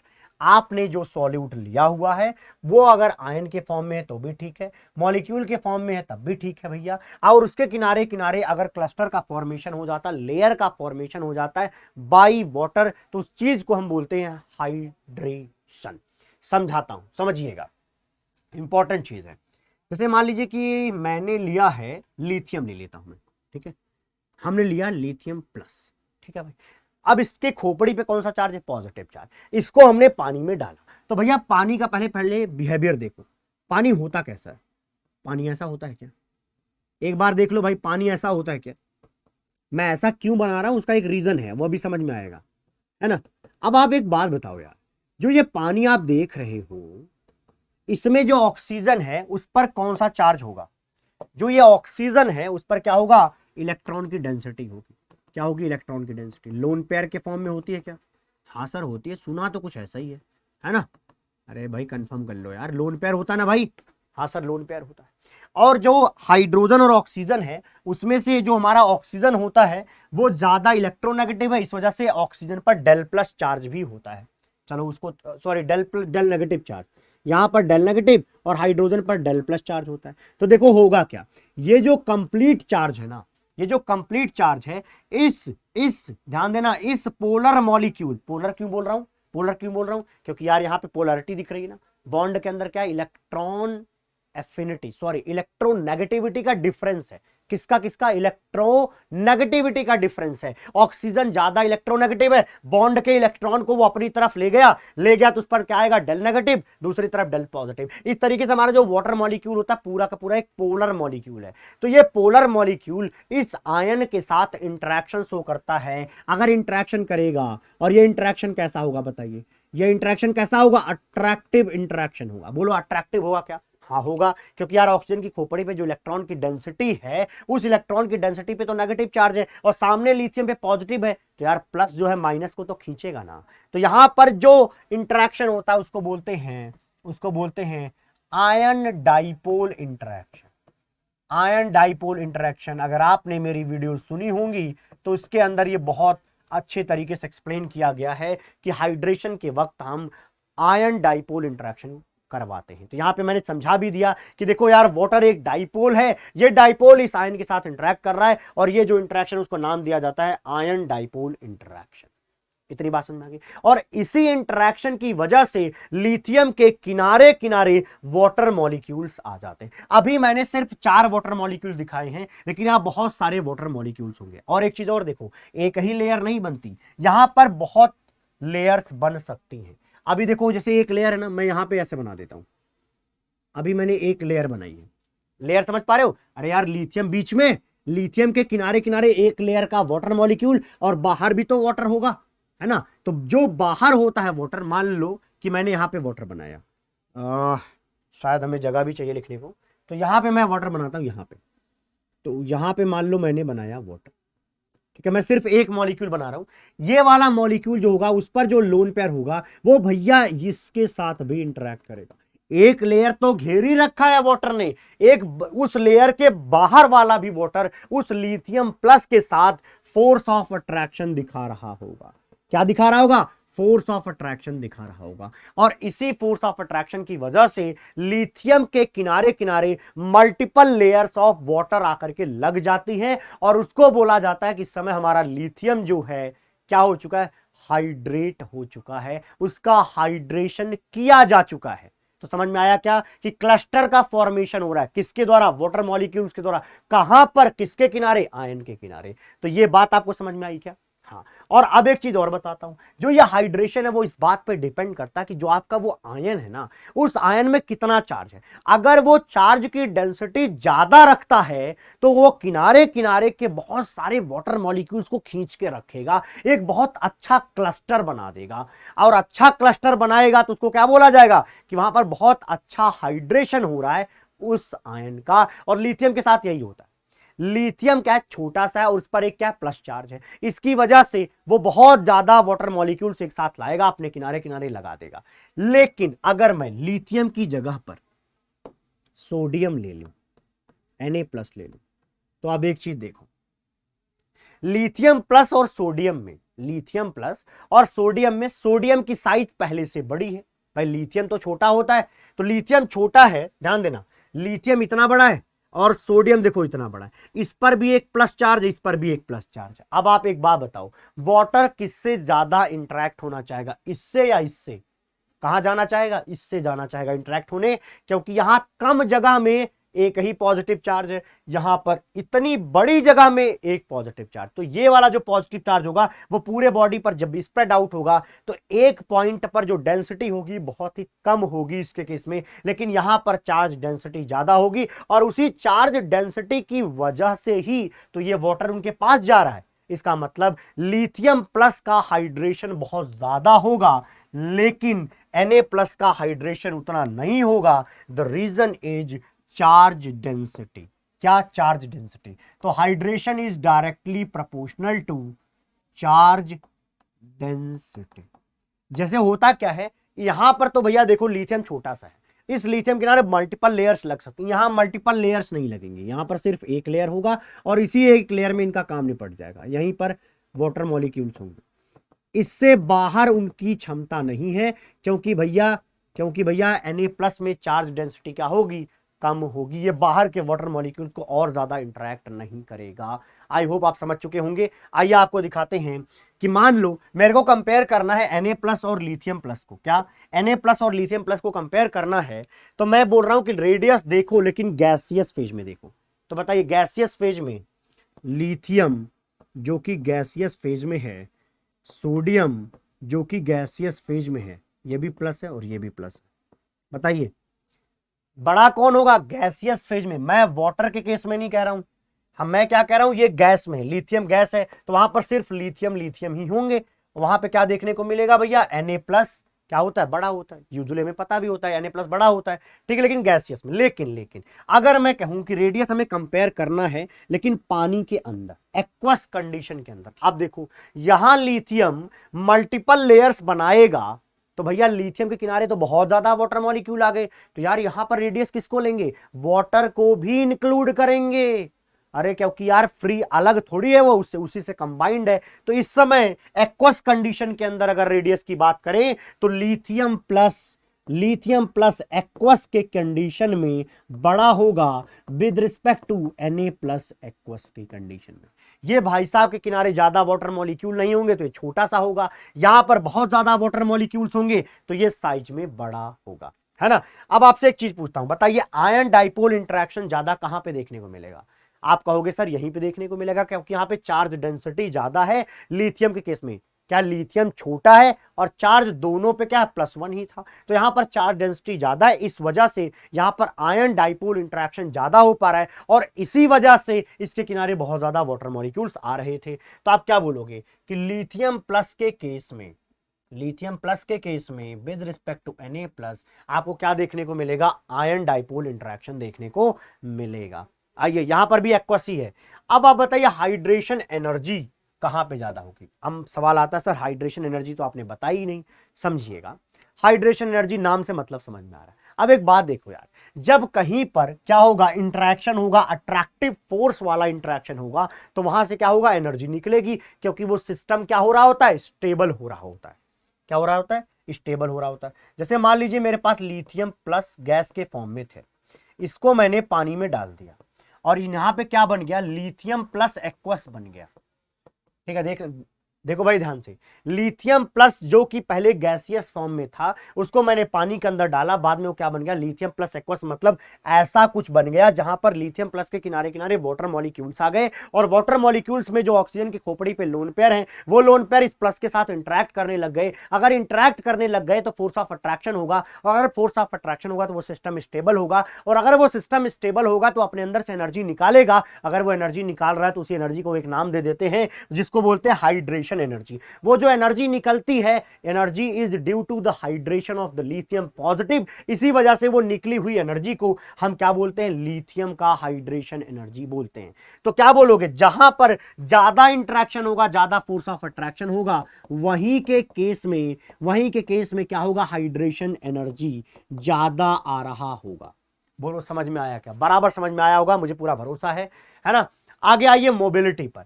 अब ये मोबिलिटी क्या होती है, मोबाइल जो आपके हाथ में है, मोबाइल का मतलब क्या होता है, जो चीज चलती फिरती है, घूमती रहती है, रुकती नहीं है, उसको बोलते हैं मोबाइल। ठीक है, मोबिलिटी का मतलब क्या है, मोबाइल का वो करेक्टर जो घूमने फिरने वाला है। इसका मतलब क्या हुआ, आपको क्या देखना है, स्पीड एक तरीके से देखनी है, आयन की स्पीड देखनी है इन वाटर। अब आप बताइए सोच के बताइए कि Li प्लस ज्यादा जल्दी जल्दी मूव करेगा या सोडियम प्लस जल्दी जल्दी मूव करेगा। तो शायद आपका जवाब होगा कि सर Na प्लस एक्वस जो होगा ना उसकी आयनिक मोबिलिटी ज्यादा होगी with respect to lithium plus aqueous की। ऐसा क्यों पता है, ऐसा शायद आपको ही समझ में आ चुका होगा। यार लिथियम अब छोटा नहीं रहा, जब पानी के अंदर गया तो वहां पर आयन डाइपोल इंटरेक्शन की वजह से वो बहुत बड़ा बन गया, और जब वो खुद बड़ा हो गया तो पानी के अंदर मूव करना उसका काम कठिन हो गया, वो जल्दी से इधर उधर भाग नहीं सकता, इस वजह से आयनिक मोबिलिटी ऑफ लिथियम पॉजिटिव छोटा होगा। लेकिन ये देखो, क्योंकि इनका ज्यादा हाइड्रेशन हुआ ही नहीं, यहां पर केवल एक सिंपल सी लेयर बनी हुई है, ये छोटा सा है, तो ये ज्यादा घूम पाएगा इन वाटर। याद रखना भाई, इन सारी चीजों को याद रखना, समझना, ठीक है भाई। पहले तो आपको फोकस करना कंप्लीटली समझने पर, 100% चीजें समझाई गई हैं यहाँ पे, कुछ भी रटने को नहीं बोला गया, ठीक है। अब आ जाइए हाइड्रेशन एनर्जी में जो चीज लिखी गई वो देखिएगा, पढ़िए क्या लिखा है। लिखा गया hydration energy is the amount of energy released when 1 mole of ions undergo hydration. मान लीजिए हमने लिथियम लिया, लिथियम प्लस, इसका हमने 1 मोल ले लिया, ठीक है, जो कि गैसियस फॉर्म में था, उसको वाटर के अंदर डाल दिया। डालने के बाद अगर ये लिथियम प्लस एक्वस कंडीशन में चला जाए, 1 मोल टू 1 मोल जाए, तो इस समय जो डेल्टा H है उसी को हम क्या बोलते हैं, हाइड्रेशन एनर्जी बोलते हैं। तो यही चीज यहां पे लिखी गई है, ठीक है भाई। अब अगर ग्रुप 1 और ग्रुप 2 में हमें कंपेयर करना हो कि भैया हाइड्रेशन एनर्जी कहां पे ज्यादा होगी, तो बताइए कहां पर ज्यादा होगी? आपका कॉमन सेंस क्या बोलता है? बताइए, आपका कॉमन सेंस क्या बोलता है? आप कहोगे कि सर जहां पे ना छोटा चार्ज होगा, जहां पे छोटा चार्ज होगा वो साइज में बड़े होंगे। अगर वो साइज में बड़े होंगे तो वहां पर किनारे किनारे ज्यादा वाटर मॉलिक्यूल्स नहीं आ पाएंगे। तो भैया वहां पे ज्यादा वाटर मॉलिक्यूल्स नहीं होंगे, ज्यादा हाइड्रेशन नहीं होगा, ज्यादा आयन डाइपोल इंटरेक्शन नहीं होगा, तो ज्यादा हाइड्रेशन एनर्जी नहीं निकलेगी। लेकिन लेकिन लेकिन अगर अगर किसी पर चार्ज ज्यादा है तो साइज छोटी होगी। कौन सा चार्ज? यहां पे मैंने पॉजिटिव लिया, पॉजिटिव चार्ज ज्यादा है और साइज छोटी है, तो मतलब चार्ज डेंसिटी बहुत ज्यादा है। क्या है? चार्ज डेंसिटी बहुत ज्यादा है। चार्ज डेंसिटी, ध्यान देना भाई। हुआ क्या पता है? साइज भी घट गया और दो चार्ज भी आ गए। साइज भी घट गया बेरिलियम का, दो चार्ज भी आ गए। तो यहां पर चार्ज डेंसिटी बहुत ज्यादा है। अगर चार्ज डेंसिटी ज्यादा है तो वो भैया बहुत सारे लेयर्स बनाएगा वाटर के। एक बनाएगा, दूसरा फिर बनाएगा, तीसरा, से बहुत सारी लेयर्स बनेंगी बेरिलियम 2+ के किनारे किनारे। तो वो साइज में क्या हो जाएगा? बड़ा हो जाएगा। और साइज में बड़ा हो रहा है क्यों? क्योंकि वहां पे अच्छा खासा आयन डाइपोल इंटरेक्शन हो रहा है। और जितना ज्यादा इंटरेक्शन उतनी ज्यादा हाइड्रेशन एनर्जी। इस वजह से बोला जाएगा कि ग्रुप 1 और ग्रुप 2 में, ग्रुप 2 का हाइड्रेशन एनर्जी ज्यादा होता है। ग्रुप 2 का हाइड्रेशन एनर्जी ज्यादा होता है। तो बात समझ में आ गई? शायद पूरी बात समझ चुके हूं आप। आइए, हाइड्रेशन एनर्जी के लिए कुछ लिखता हूं। हाइड्रेशन एनर्जी किस पे डिपेंड करता है? चार्ज पर डिपेंड करता है और रेडियस के इम्प्रपोर्शनल है। जितना छोटा आयन होगा और जितना ज्यादा चार्ज होगा, हाइड्रेशन एनर्जी उतनी ही ज्यादा होगी। इतने से तो अभी तक यही समझा पाया हूं ना। चार्ज जितना ज्यादा करोगे, रेडियस को जितना छोटा करोगे, उतना ज्यादा आपको क्या मिल रहा होगा? उतना ज्यादा आपको हाइड्रेशन एनर्जी मिल रहा होगा। तो favourable condition for hydration energy is this. ठीक है भाई, कि आपका चार्ज जितना ज्यादा है, चार्ज यहां पर ज्यादा दिख रहा है, रेडियस भी इनका छोटा लग रहा है, तो भैया यहां पे हाइड्रेशन एनर्जी ज्यादा आएगा। सुपर क्लियर, कुछ भी संशय नहीं, संदेह नहीं। ठीक है, आइए अब हमें हाइड्रेशन एनर्जी इन दोनों में कंपेयर करना है। इन दोनों में कंपेयर करना है तो यार वैसे तो मैं बता चुका हूं, समझ भी चुके होंगे आप। इन दोनों में देख लीजिए किसका ज्यादा होगा? इस भाई साहब का ज्यादा होगा। क्योंकि होगा क्या? बेरिलियम के किनारे किनारे बहुत सारी लेयर्स मिलेंगी और हर लेयर में वाटर होगा। यहाँ water water water water water, यहाँ हर जगह वाटर। ठीक है, लिथियम प्लस में भी लेयर्स बनेंगी। ठीक है, मान लो हमने 2 लेयर बना दिया, तो यहाँ पे बहुत सारी लेयर्स बनेंगी। बेरिलियम के केस में लेयर्स बहुत ज्यादा बनेंगी। इस वजह से यहाँ के केस में बोला जाएगा कि यहाँ पर क्या होगा? बेरिलियम 2+ के केस में हाइड्रेशन एनर्जी ज्यादा होगा। समझने में कोई दिक्कत नहीं आनी चाहिए। कोई दिक्कत, कोई तकलीफ हो तो कमेंट में जरूर बताइएगा। आपके दर्द को दूर करने की हम भरपूर कोशिश करेंगे। ठीक है, आगे आइए। वाटर ऑफ क्रिस्टलाइजेशन, ये शब्द बहुत सुनते हो आप, है ना? आप समझ नहीं पाते वाटर ऑफ क्रिस्टलाइजेशन जब शब्द आता है मतलब क्या है इसका। देखो, कुछ क्रिस्टल्स ऐसे होते हैं जो उनका आयनिक कंपाउंड वाला फॉर्म है वो तो है ही है, उसी के साथ साथ वो कुछ वाटर को कंटेन करके क्रिस्टल बनाते हैं। मतलब समझ रहे हो?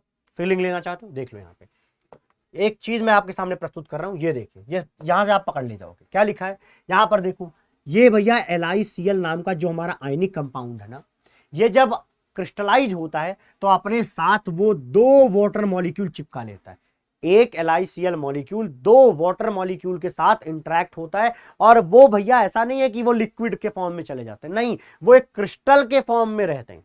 ठीक है, और इस समय इस आयनिक कंपाउंड के अंदर जो ये वाटर दिख रहा है, इसी को वाटर ऑफ क्रिस्टलाइजेशन बोलते हैं। तो अगर कोई पूछे कि LiCl में वाटर ऑफ क्रिस्टलाइजेशन कितना है, काउंटिंग बताओ, तो बोलना 2 मोल है। एक के लिए 2 मोल वाटर वहां पे प्रेजेंट होता है। उसी के लिए एनसीईआरटी में एक लाइन लिखी गई है कि लिथियम, अच्छा ऐसा क्यों होता है भाई वाटर आकर के क्यों टिकेगा?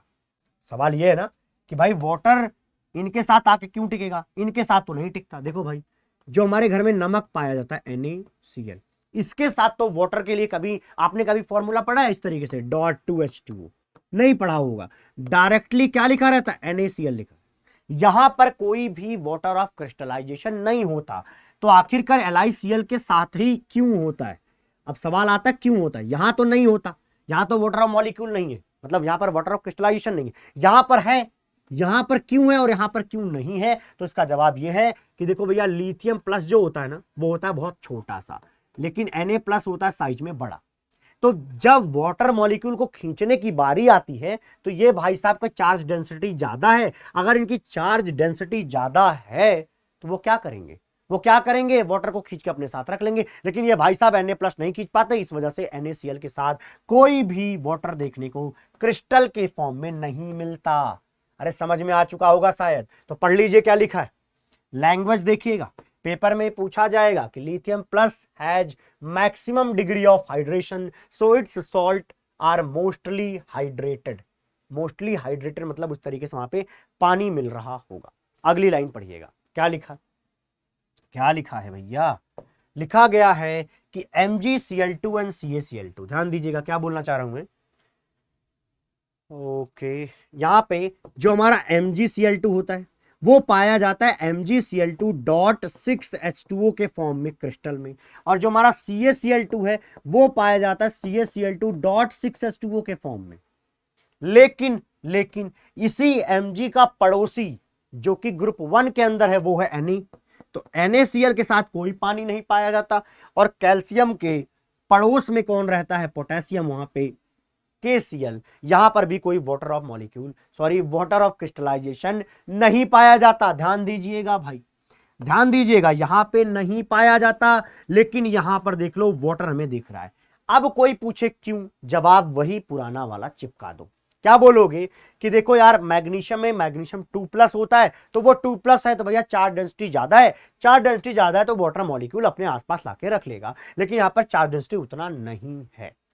क्लियर है क्या, अब तो रटना नहीं है ना भाई, जो सवाल पूछा जाएगा मैं वो भी पढ़ाता चल रहा हूं। अब आते हैं बात लेकर के हाइड्रोलिसिस पर। क्या लिखा गया है, complex formation with water molecule और reaction with the water molecule is known as hydrolysis. ध्यान से समझिए, हाइड्रोलिसिस को दो पार्ट में तोड़ो, हाइड्रो प्लस लिसिस। ध्यान देना, कहीं भी अगर लिसिस शब्द लिखा है ना, इसका मतलब होता है वहां पर तोड़ना है, वहां पर तोड़ फोड़, वहां तांडव मचा देना है। लिसिस का मतलब तोड़ना, हाइड्रो मतलब यूज किया जाता है पानी के लिए। अगर आप पानी को यूज करके कोई आयनिक कंपाउंड तोड़ रहे हो या कोई ऑर्गेनिक कंपाउंड ही तोड़ रहे हो तो वहां पर शब्द यूज होगा हाइड्रोलिसिस, क्योंकि आपने पानी को यूज करके क्रिस्टल तोड़ा है या पानी को यूज करके बॉन्ड तोड़ा है, शब्द यूज होगा हाइड्रो प्लस लिसिस। ठीक है भाई, सुपर क्लियर। लिखा है complex formation with water molecules और रिएक्शन विद वाटर मॉलिक्यूल्स। देखते हैं क्या कहना चाह रहे हैं, लेकिन जो मैंने बताया वो भैया सर्वसत्य है, हमेशा के लिए लगने वाला है। इसी चीज में सेट कराता हूं अभी, देखना यहां पर लिखा है हमारे पास है LiCl सॉलिड। ठीक है, इसको हम क्या कर रहे हैं, पानी में डाल रहे हैं, इसको हम क्या कर रहे हैं, पानी में डाल रहे हैं।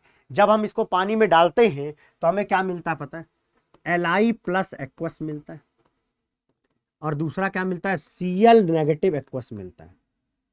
अब इस एक्वस का मतलब समझ पाए क्या, अब तक एक्वस को आप शायद फील ना कर पाए हों, लेकिन आज आप कर चुके होंगे, क्योंकि आपको जो ये चीज पढ़ाई गई है ना, ये चीज, और भी मैं एक बार पीछे हो लेता हूं। हाँ, ये है लिथियम प्लस एक्वस। ठीक है, अगर कहीं लिखा है लिथियम प्लस एक्वस, उसका मतलब होता है भैया ये, उसका मतलब ये होता है कि भैया लिथियम प्लस के किनारे किनारे वाटर मॉलिक्यूल लगे हैं, तो उसको लिखने का तरीका लिथियम प्लस एक्वस। इसी तरीके से अगर लिखा है Cl नेगेटिव एक्वस, क्या लिखा है, Cl नेगेटिव एक्वस, इसका मतलब Cl नेगेटिव के किनारे किनारे क्या लगे हैं, वाटर मॉलिक्यूल लगे। तो जहां एक्वस लिखा है वहां पे ऐसा कुछ इंटरेक्शन हो रहा होगा। अब एक बात देखो यार, समझना सब मन में आएगा कि सर एक बात बताओ, यहाँ प्लस से तो इसका ऑक्सीजन का लोन पेयर इंटरेक्ट होता था, इस Cl नेगेटिव पे तो नेगेटिव चार्ज है, तो वाटर का ऑक्सीजन तो इससे इंटरेक्ट नहीं करेगा। हाँ भैया नहीं करेगा, कौन करेगा वो देखना, कौन करेगा वो देखना, ये यहां पे समझा रहा हूं बस, ये देखो कौन करेगा भैया, हाइड्रोजन करेगा। कैसे करेगा वो देखो भैया, देखो ऑक्सीजन के ऊपर क्या होता है, डेल नेगेटिव, हाइड्रोजन पे डेल प्लस, तो ये हाइड्रोजन का डेल प्लस और क्लोरीन के ऊपर का डेल नेगेटिव एक दूसरे के साथ क्या करते हैं, इंटरैक्ट होते हैं। यहां वाला भी क्या करेगा, इंटरैक्ट करेगा। ऐसे हर तरफ का हाइड्रोजन, वाटर के हाइड्रोजन्स अपना खोपड़ी लाएंगे किधर की तरफ, क्लोरीन के साइड, और वो इनसे इंटरैक्ट होंगे, क्योंकि हाइड्रोजन पर क्या है, डेल प्लस चार्ज, और क्लोरीन पे नेगेटिव चार्ज। तो यहां पर भी आयन डाइपोल इंटरैक्शन ही हो रहा है, और इस आयन डाइपोल इंटरैक्शन की वजह से वहां से एनर्जी निकलेगी। तो आप hydration energy of Cl negative आराम से कैलकुलेट कर सकते हो, उसकी संकल्पना, उसकी विचारधारा मान सकते हो। ठीक है भाई, अच्छा जी, समझ में आ गया सर। अब इसको मैं हटा रहा हूं, है ना, क्योंकि ये आपको नोट्स के फॉर्म में मिलेगा, तो आपको ये लगेगा कि ये कहाँ से टपक गया, यहाँ पे, है ना। ओके, अब आ जाते हैं आगे की तरफ। आगे हमने कहाँ तक चर्चा कर लिया भाई, यहाँ पे चर्चा किए वो। हाँ, अब हम ये समझेंगे कि हमारा जो ये LiCl है, ये पानी में डालते ही भैया ये एक्वस फॉर्म में कैसे प्रकट हो गया, डायरेक्टली आया है क्या, वहां पे क्या क्या और एनर्जीज जो हैं लग रही हैं, अप्लाई हो रही हैं, क्या और प्रोसेस हो रहा है, हमें ये देखना है। अब इस देखो हमारा LiCl सॉलिड है, मेरे को डायरेक्टली क्या बनाना है, ये बनाना है। तो मैं पहले लिख ही लेता हूं, ठीक है।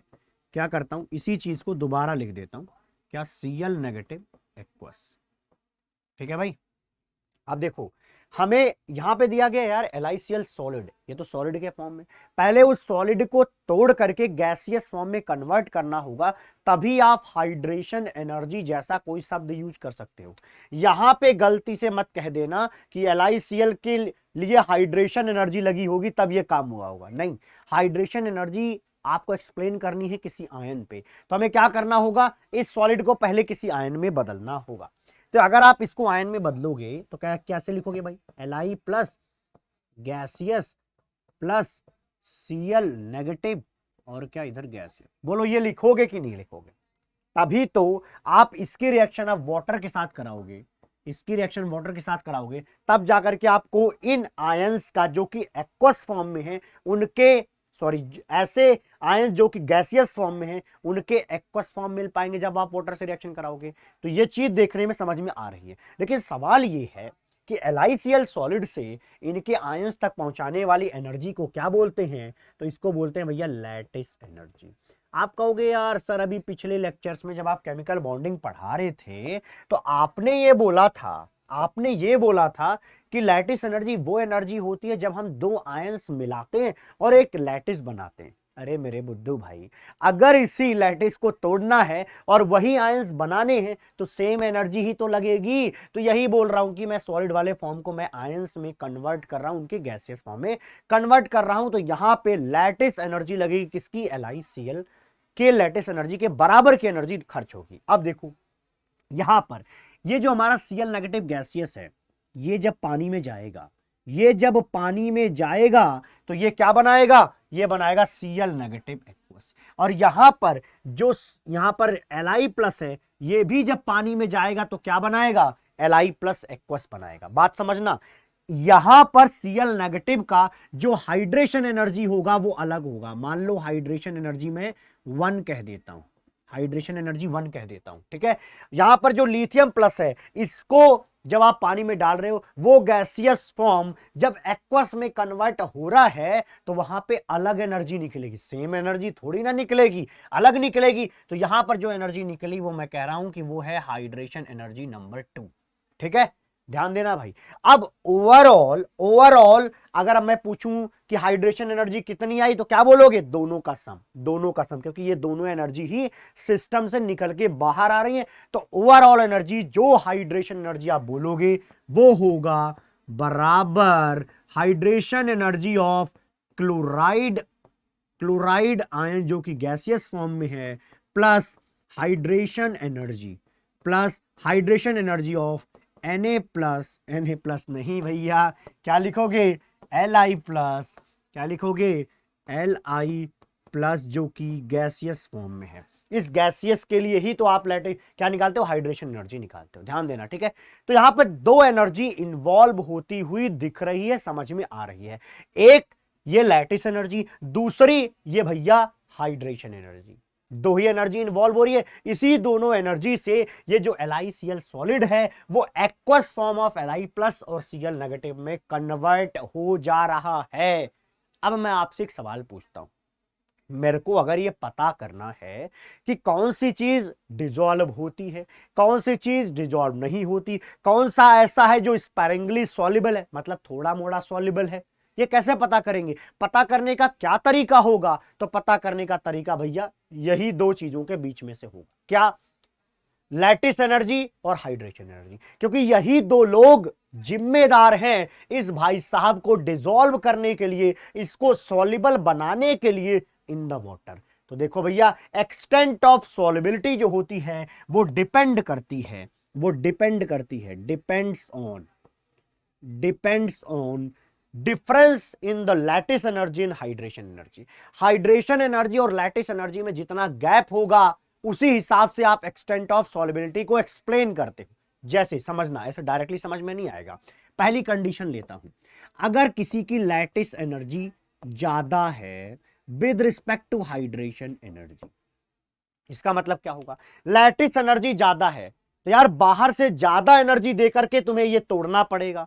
ज्यादा एनर्जी देकर तोड़ रहे हो, लेकिन यहां पर जब ये गैसियस वाले लोग पानी के साथ इंटरेक्ट हो रहे हैं तो उतनी एनर्जी नहीं निकल रही है। यही तो कहने का मतलब है कि हाइड्रेशन एनर्जी कम है।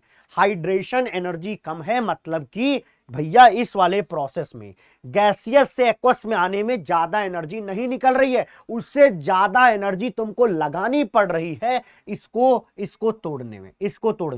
तो एक बात बताओ, कोई ऐसा घाटे का सौदा करना चाहेगा जहां पे आपको इनपुट ज्यादा मारना पड़ रहा है, घाटा कम मिल रहा है, तो सिस्टम ये बर्दाश्त नहीं करता, कहता भाई ये काम मैं आराम नहीं कराऊंगा। तो भैया यहां पे आप क्या बोलोगे? यहां पे आप बोलोगे कि जब लैटिस एनर्जी ज्यादा होगी हाइड्रेशन एनर्जी से तो वो चीज सॉल्युबल नहीं होगी, वो चीज सॉल्युबल नहीं होगी, वो चीज सॉल्युबल नहीं होगी, क्योंकि लैटिस एनर्जी ज्यादा है, इनपुट ज्यादा है, आउटपुट मतलब हाइड्रेशन एनर्जी कम है। ऐसा काम कोई करना नहीं चाह रहा है, इस वजह से भैया ये सॉल्युबल नहीं है। वो जो चीज है आपका वो सॉल्युबल नहीं होगी। अगर ये कंडीशन हुई तो अगली कंडीशन सेकंड, मैं चाहता हूं कि मैं यार डिसॉल्व करूं।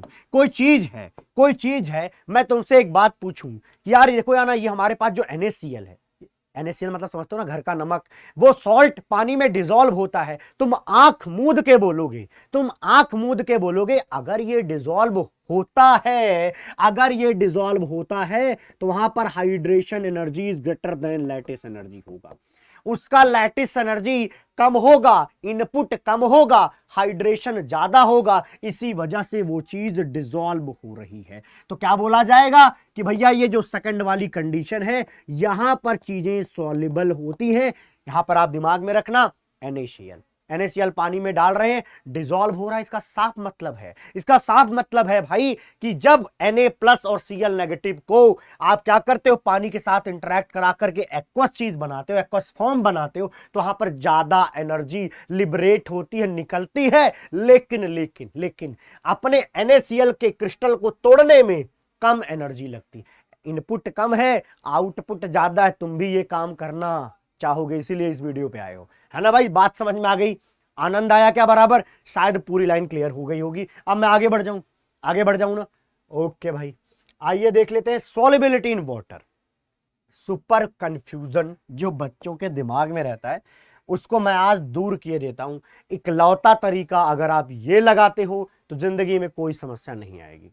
ठीक है, लॉजिकल लर्निंग करेंगे हम इनऑर्गेनिक केमिस्ट्री का, नहीं तो अदरवाइज कहते फिर कि भाई हमें सारी रटनी पड़ती है, सारे ऑर्डर रट्टे मारने पड़ते हैं।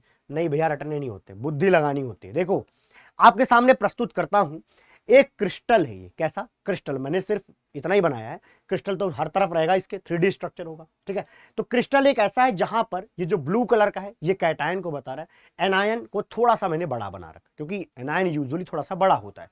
इस क्रिस्टल के अंदर कैटायन और एनायन की साइज करीब करीब सेम है। क्या? करीब सेम।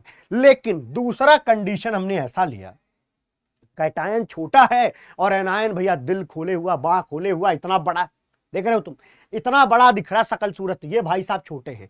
अब आपसे एक सवाल पूछता हूं, परफेक्ट ये है कि परफेक्ट ये है? तुम्हारी शादी है, तुम कौन सा जोड़ा बनाना चाहोगे? बताओ, तुम कौन सा जोड़ा बनाना चाहोगे, ये वाली या ये वाला?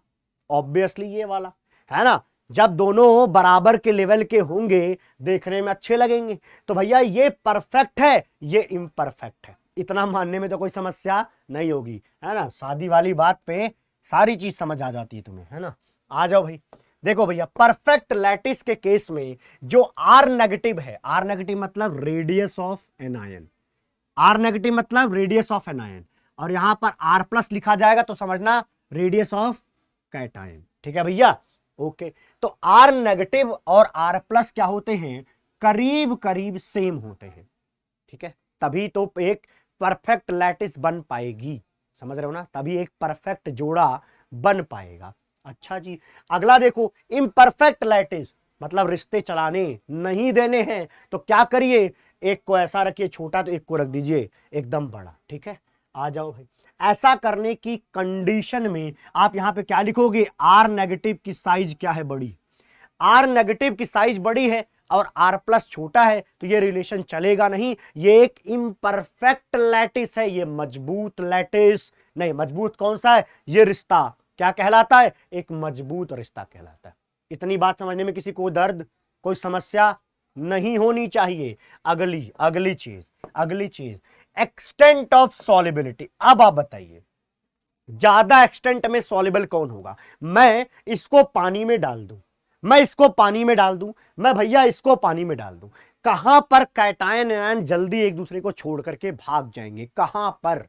ये तो परफेक्ट लैटिस है, ये जोड़ा बहुत अच्छा है, पानी में भी डालोगे विपत्ति आएगी, दोनों एक साथ रहेंगे, नहीं भागेंगे, नहीं टूटेंगे आराम से। तो भैया परफेक्ट लैटिस जहां पर कैटायन और एनायन की साइज सेम है वहां पर ज्यादा सॉल्युबिलिटी नहीं होगी। लेकिन जहां पर रेडियस में ज्यादा अंतर है, एक बड़ा है एक छोटा है, ये भाई साहब साथ नहीं रहेंगे, एक दूसरे को छोड़ के भाग जाएंगे। तो extent of solubility is directly proportional to r minus minus r plus. देख लो क्या होगा, जितना साइज ऑफ एनायन आप बढ़ाते जाओ, कैटायन को आप छोटा करते जाओगे, ये चीज क्या होगी, ज्यादा सॉल्युबल होगी। अगर किसी चीज की सॉल्युबिलिटी पे बात की जाए तो बोलो वो लैटिस ज्यादा मजबूत नहीं होना चाहिए। अगर ज्यादा मजबूत होगा तो यार ज्यादा लैटिस एनर्जी लगानी पड़ेगी। अब यार ज्यादा लैटिस एनर्जी लगानी पड़ेगी तो इनपुट ज्यादा मारना पड़ेगा।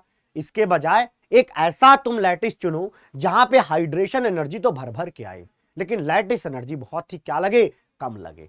समझ में आया ना, ये वहीं से निकाल के लाया हूं मैं। अच्छा जी, अब एक बात कंपैरिजन देखो, LiF एंड CSF, बताइए इम्परफेक्ट रिलेशन का है। फ्लोरीन दोनों में सेम है, लड़की एक ही है लेकिन भैया लड़के दो हैं, Li और एक CS। एक भाई साहब इतने छोटे हैं और ये देखो फ्लोरीन यहां पे इतनी बड़ी। ठीक है भाई, एक CS क्या है, ये देखो CS भाई साहब इतने बड़े और ये फ्लोरीन हमारा इतना बड़ा है। बताओ कहां का रिलेशन अच्छा चलेगा, कहां का रिलेशन अच्छा चलेगा। आप कहोगे सर ये वाला रिलेशन तो घटिया लग रहा है, यहां पर जो है इम्परफेक्ट लैटिस है लेकिन ये एक परफेक्ट लैटिस की तरफ इशारा कर रहा है। ध्यान देना, गलती से ये मत कह देना कि ये परफेक्ट लैटिस है। परफेक्ट लैटिस तो जिंदगी में कुछ भी परफेक्ट नहीं होता। अपन एफर्ट मारते हैं, धीरे धीरे अपना इंप्रूवमेंट करते हैं और एक दिन परफेक्ट की तरफ बढ़ जाते हैं। ठीक है, तो ये लाइन आपके मोटिवेशन के लिए है, एक दिन में कोई परफेक्ट नहीं बनता। और अक्सर हम एक चीज सुनते हैं, आसपास जिंदगी में सुनते रहते हैं कि प्रैक्टिस मेक्स मैन परफेक्ट। नहीं, ऐसा कुछ नहीं होता। Practice makes improvement, that's it. Practice सिर्फ इंप्रूवमेंट करती है, उसको किसी को भी वो क्या कर सकती है, परफेक्ट नहीं बना सकती। हाँ, टुवर्ड्स परफेक्शन जरूर जा सकती है। ठीक है, ओके भाई, चलिए तो आपके लिए थोड़ा सा ज्ञान भी हो गया है यहाँ पे। अभी थोड़ी देर बाद एक शायरी भी सुनाता हूं, फिलहाल आप थोड़ा सा और पढ़ लें। LiF है तो यहां पे क्या बोलोगे, परफेक्ट लैटिस। अगर ये परफेक्ट लैटिस है तो क्या आराम से टूट जाएगा पानी में, क्या ये पानी में सॉल्युबल होगा। तो सॉल्युबिलिटी इन वाटर पूछा जाए तो क्या बोलोगे, LiF यार आसानी से डिसॉल्व नहीं होगा। LiF आसानी से डिसॉल्व नहीं होगा। डिसॉल्व कौन होगा, CSF होगा, क्योंकि यहां पर मिसमैच है। ध्यान देना, जहां कहीं पर मिसमैच होगा साइज का, वही रिश्ता टूट जाएगा। वो रिश्ता क्या होगा, वो रिश्ता टूट जाएगा। ठीक है भाई, okay. Next one is CSI and CSBR and CSCl and CSF। समझ लो क्या होगा यहां पे देखो, यहां पे CS और आयोडीन दोनों बड़े बड़े साइज के हैं तो ये रिश्ता चलेगा, दोनों की साइजें बड़ी हैं। ये भाई साहब फ्लोरीन छोटू से हैं, CS साइज में बड़ा है तो ये इम्परफेक्ट लैटिस है। अगर ये इम्परफेक्ट लैटिस है मतलब यहां पे R नेगेटिव और R प्लस के बीच में जो गैप है वो क्या है, ज्यादा है। तो ज्यादा सॉल्युबल कौन होगा, ये करके देखा, ये होगा कि नहीं होगा। अरे आया कि नहीं भाई, आनंद आया ना, बराबर आया होगा। आ जाइए नेक्स्ट पर।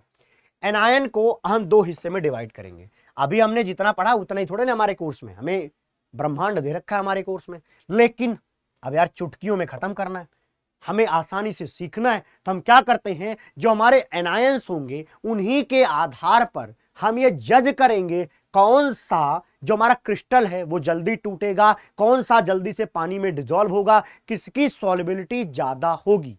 तो आप कहां से लगाएंगे दिमाग? एनायन पे। तो पहला होगा स्मॉल साइज। पहला क्या होगा? Small size.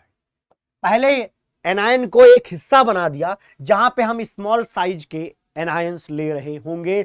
F नेगेटिव छोटा है, OH नेगेटिव छोटा है, ऑक्सीजन पे 2 नेगेटिव छोटा है। सर किससे छोटा है ये तो बताओ। सामने प्रस्तुत है, सामने प्रस्तुत है। ये भैया हमारे लार्ज साइज के हैं, ये बड़े साइज के एनायंस देखने में भी लग रहे हैं यार। आयोडीन पर 1 नेगेटिव, बड़ा साइज। ब्रोमीन पे सल्फेट 2 नेगेटिव। ये एक से ज्यादा एटम वाले तो ऐसे ही बड़े हो जाते हैं, है ना, क्योंकि नंबर ऑफ एटम्स वहां पे ज्यादा है तो उनकी साइज बिग हो जाएगी। अगर साइज बड़ी हो गई, लार्ज साइज के हो गए, तो उनको हमने अलग रखा और स्मॉल वाले को अलग रखा। बताऊंगा क्यों, बताऊंगा, बराबर बताऊंगा क्यों। आपके सामने कुछ प्रस्तुत है, देखिएगा।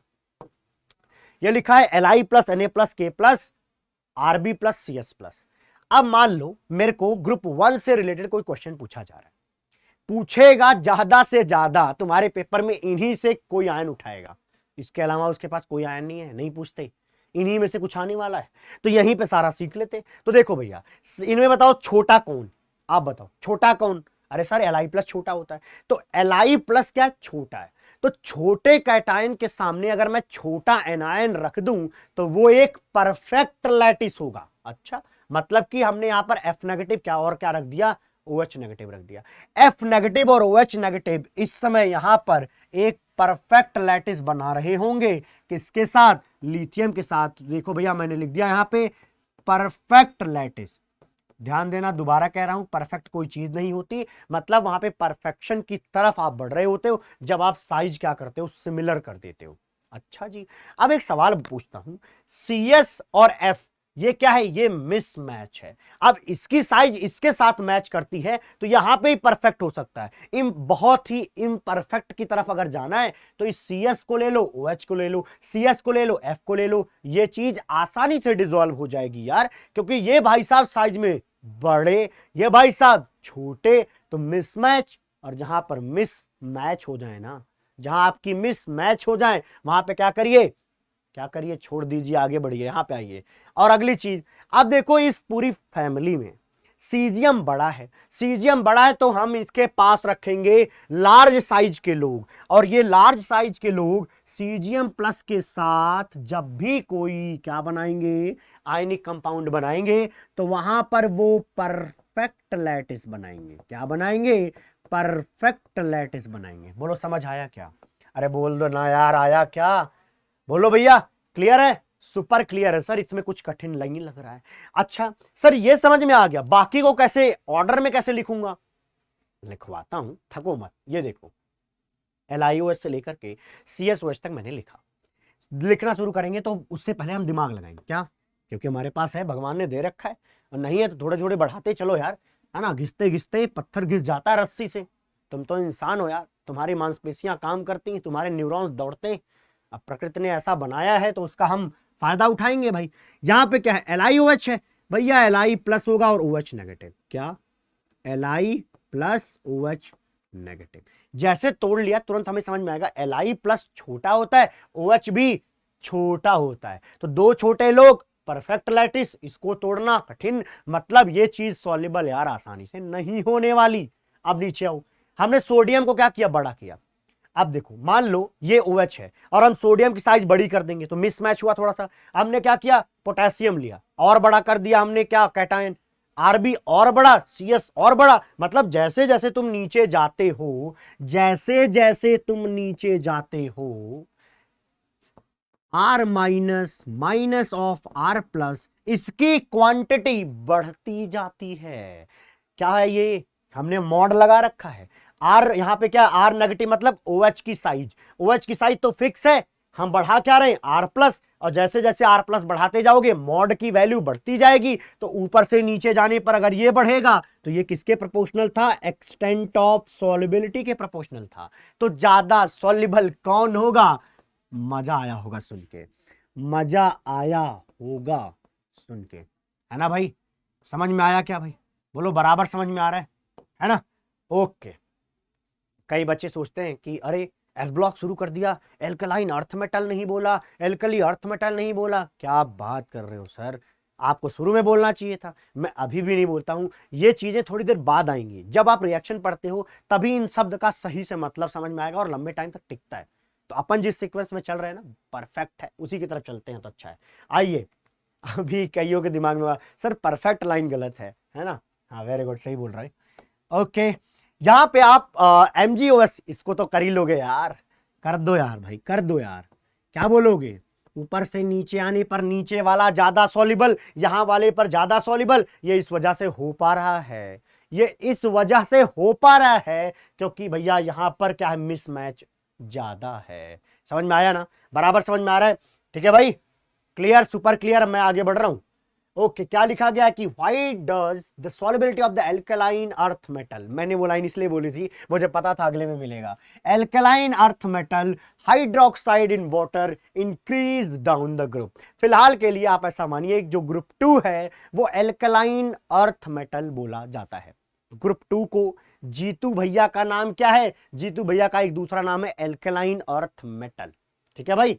अच्छा जी, जीतू भैया के नाम में ये लोग है ना, magnesium, calcium, strontium and barium, यही लोग हैं एल्केलाइन अर्थ मेटल। इनको क्या बोलते हैं? एल्केलाइन अर्थ मेटल बोलते हैं। ये उसे पीरियोडिक टेबल में ही पढ़ा दिया था मैंने।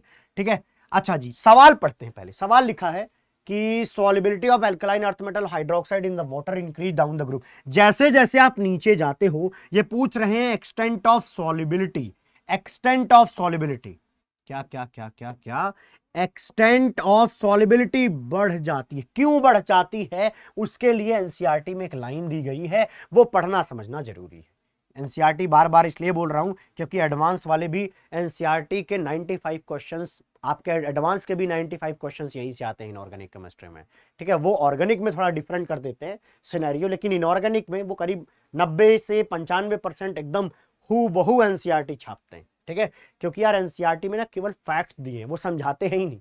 वो सिर्फ फैक्ट दे करके शांत बैठ जाते हैं, समझाने का काम उन्होंने टीचर को दे रखा है। ठीक है भाई, चलिए यहाँ पे क्या लिखा है पढ़ लेते हैं। Lattice enthalpy decreases much more than. अच्छा एक बात बताऊं, मैं नहीं पढ़ रहा हूं, चलो आंसर नहीं पढ़ता हूं, आंसर नहीं पढ़ता हूं, आंसर थोड़ी देर छुपा लेते हैं। मैं आपसे सवाल पूछता हूं यार, मिसमैच वाली कहानी से तुम सही जवाब दे ले जाओगे, लेकिन अपनी सॉल्युबिलिटी वाला दिमाग तो वही लगाना यार। सॉल्युबिलिटी वाला दिमाग जब भी लगाना हो तो यही सोचते रहना कि lattice energy minus hydration energy, इनमें से अगर मिसमैच होगा तभी जाकर के चीजें सॉल्युबल होंगी भाई, है ना? बोलो क्या बोलोगे? अगर कहीं पर लैटिस एनर्जी क्या है, ध्यान देना, अगर कहीं पर लैटिस एनर्जी कम है और हाइड्रेशन एनर्जी ज्यादा है तो उस समय सॉल्युबिलिटी ज्यादा होती है, उस समय सॉल्युबिलिटी ज्यादा होती है। ये तो हमने पढ़ भी लिया है ना? तो यही वाला जवाब यहां फेंक के मारोगे। क्या बोलोगे कि ऊपर से जब नीचे जा रहे हैं तो हम देख रहे हैं यार सॉल्युबिलिटी बढ़ रही है। अगर सॉल्युबिलिटी बढ़ रही है तो निश्चित रूप से यहां वाली कंडीशन में हाइड्रेशन एनर्जी ज्यादा बढ़ रही होगी with respect to lattice energy. ठीक है, यहां पर हाइड्रेशन एनर्जी ज्यादा होगी with respect to lattice energy, है ना? इसी वजह से ये क्या होता है, जल्दी डिसॉल्व हो जाता है। तो पढ़ लेते हैं क्या लिखा है। लिखा गया lattice enthalpy decreases much more. नीचे जाने पर क्या हो रहा है, लैटिस एनर्जी बहुत घट रही है then the hydration enthalpy with increasing ionic size the solubility increases as we go down the group. अरे कहानी समझ में आई क्या? फील नहीं समझ पाए? मैं ना इन दोनों कंपैरिजन में बता रहा हूं, यही चीज यहां पे लिखा गया है कि देखो यार, ऐसे आ जाओ, सिंपल भाषा में बोलता हूं, नहीं तो तुम्हें लग जाएगा कठिन कि सर हटवा ही रहे हो। लो यार, आयन लिखो पहले। आयन लिखते दिमाग में तुरंत घुस जाता है, तुरंत। अब देखो यार, जब ऊपर से नीचे आते हो ना, ध्यान देना, जब तुम ऊपर से नीचे आते हो साइज बढ़ता जाता है तो लैटिस एनर्जी भी क्या होती है, लैटिस एनर्जी कम होती जाती है। लैटिस एनर्जी भी कम होती जाती है और हाइड्रेशन एनर्जी भी कम होती जाती है, क्योंकि लैटिस एनर्जी और हाइड्रेशन एनर्जी दोनों ही किस बात पर डिपेंड करती हैं? लैटिस एनर्जी भैया घटेगा और हाइड्रेशन एनर्जी भी घटेगा। ऊपर से नीचे जाने पर ये दोनों घटता है, लेकिन हम कहते ये हैं कि भैया हाइड्रेशन एनर्जी जो है थोड़ा सा कम घटता है। लेकिन ज्यादा कौन घटता है? ज्यादा घटता है लैटिस। और लैटिस अगर बहुत ज्यादा घटने लग जाएगा तो आराम से टूट जाएगा, तो भैया उसका हाइड्रेशन होगा और वो क्या करेगा, सॉल्युबल हो जाएगा। यही लिखा गया है ऊपर। अब तो पकड़ ले गए होगे लाइन यार, enthalpy decreases much more than, है ना, ये बहुत घटने लग जाता है। नीचे जाते जैसे जैसे हम ऊपर से नीचे जाते हैं, लैटिस एनर्जी बहुत ज्यादा जल्दी जल्दी घटती है, लेकिन हाइड्रेशन एनर्जी नॉर्मली बस घटती जाती है। अगर ये जल्दी जल्दी लैटिस एनर्जी घटेगी तो नीचे जाते वक्त नीचे वाले के लिए लैटिस एनर्जी बहुत कम हो जाएगी, बहुत कम हो जाएगी, तो तोड़ना आसान हो जाएगा, सॉल्युबल आराम से हो जाएगा। कुल मिला के शायद पॉइंट पकड़ ले गए होंगे कि जब भी कभी कुछ पूछा जाए तो ऐसे कैसे इसको लैंग्वेज के फॉर्म में डालना है, पिरोना कैसे है।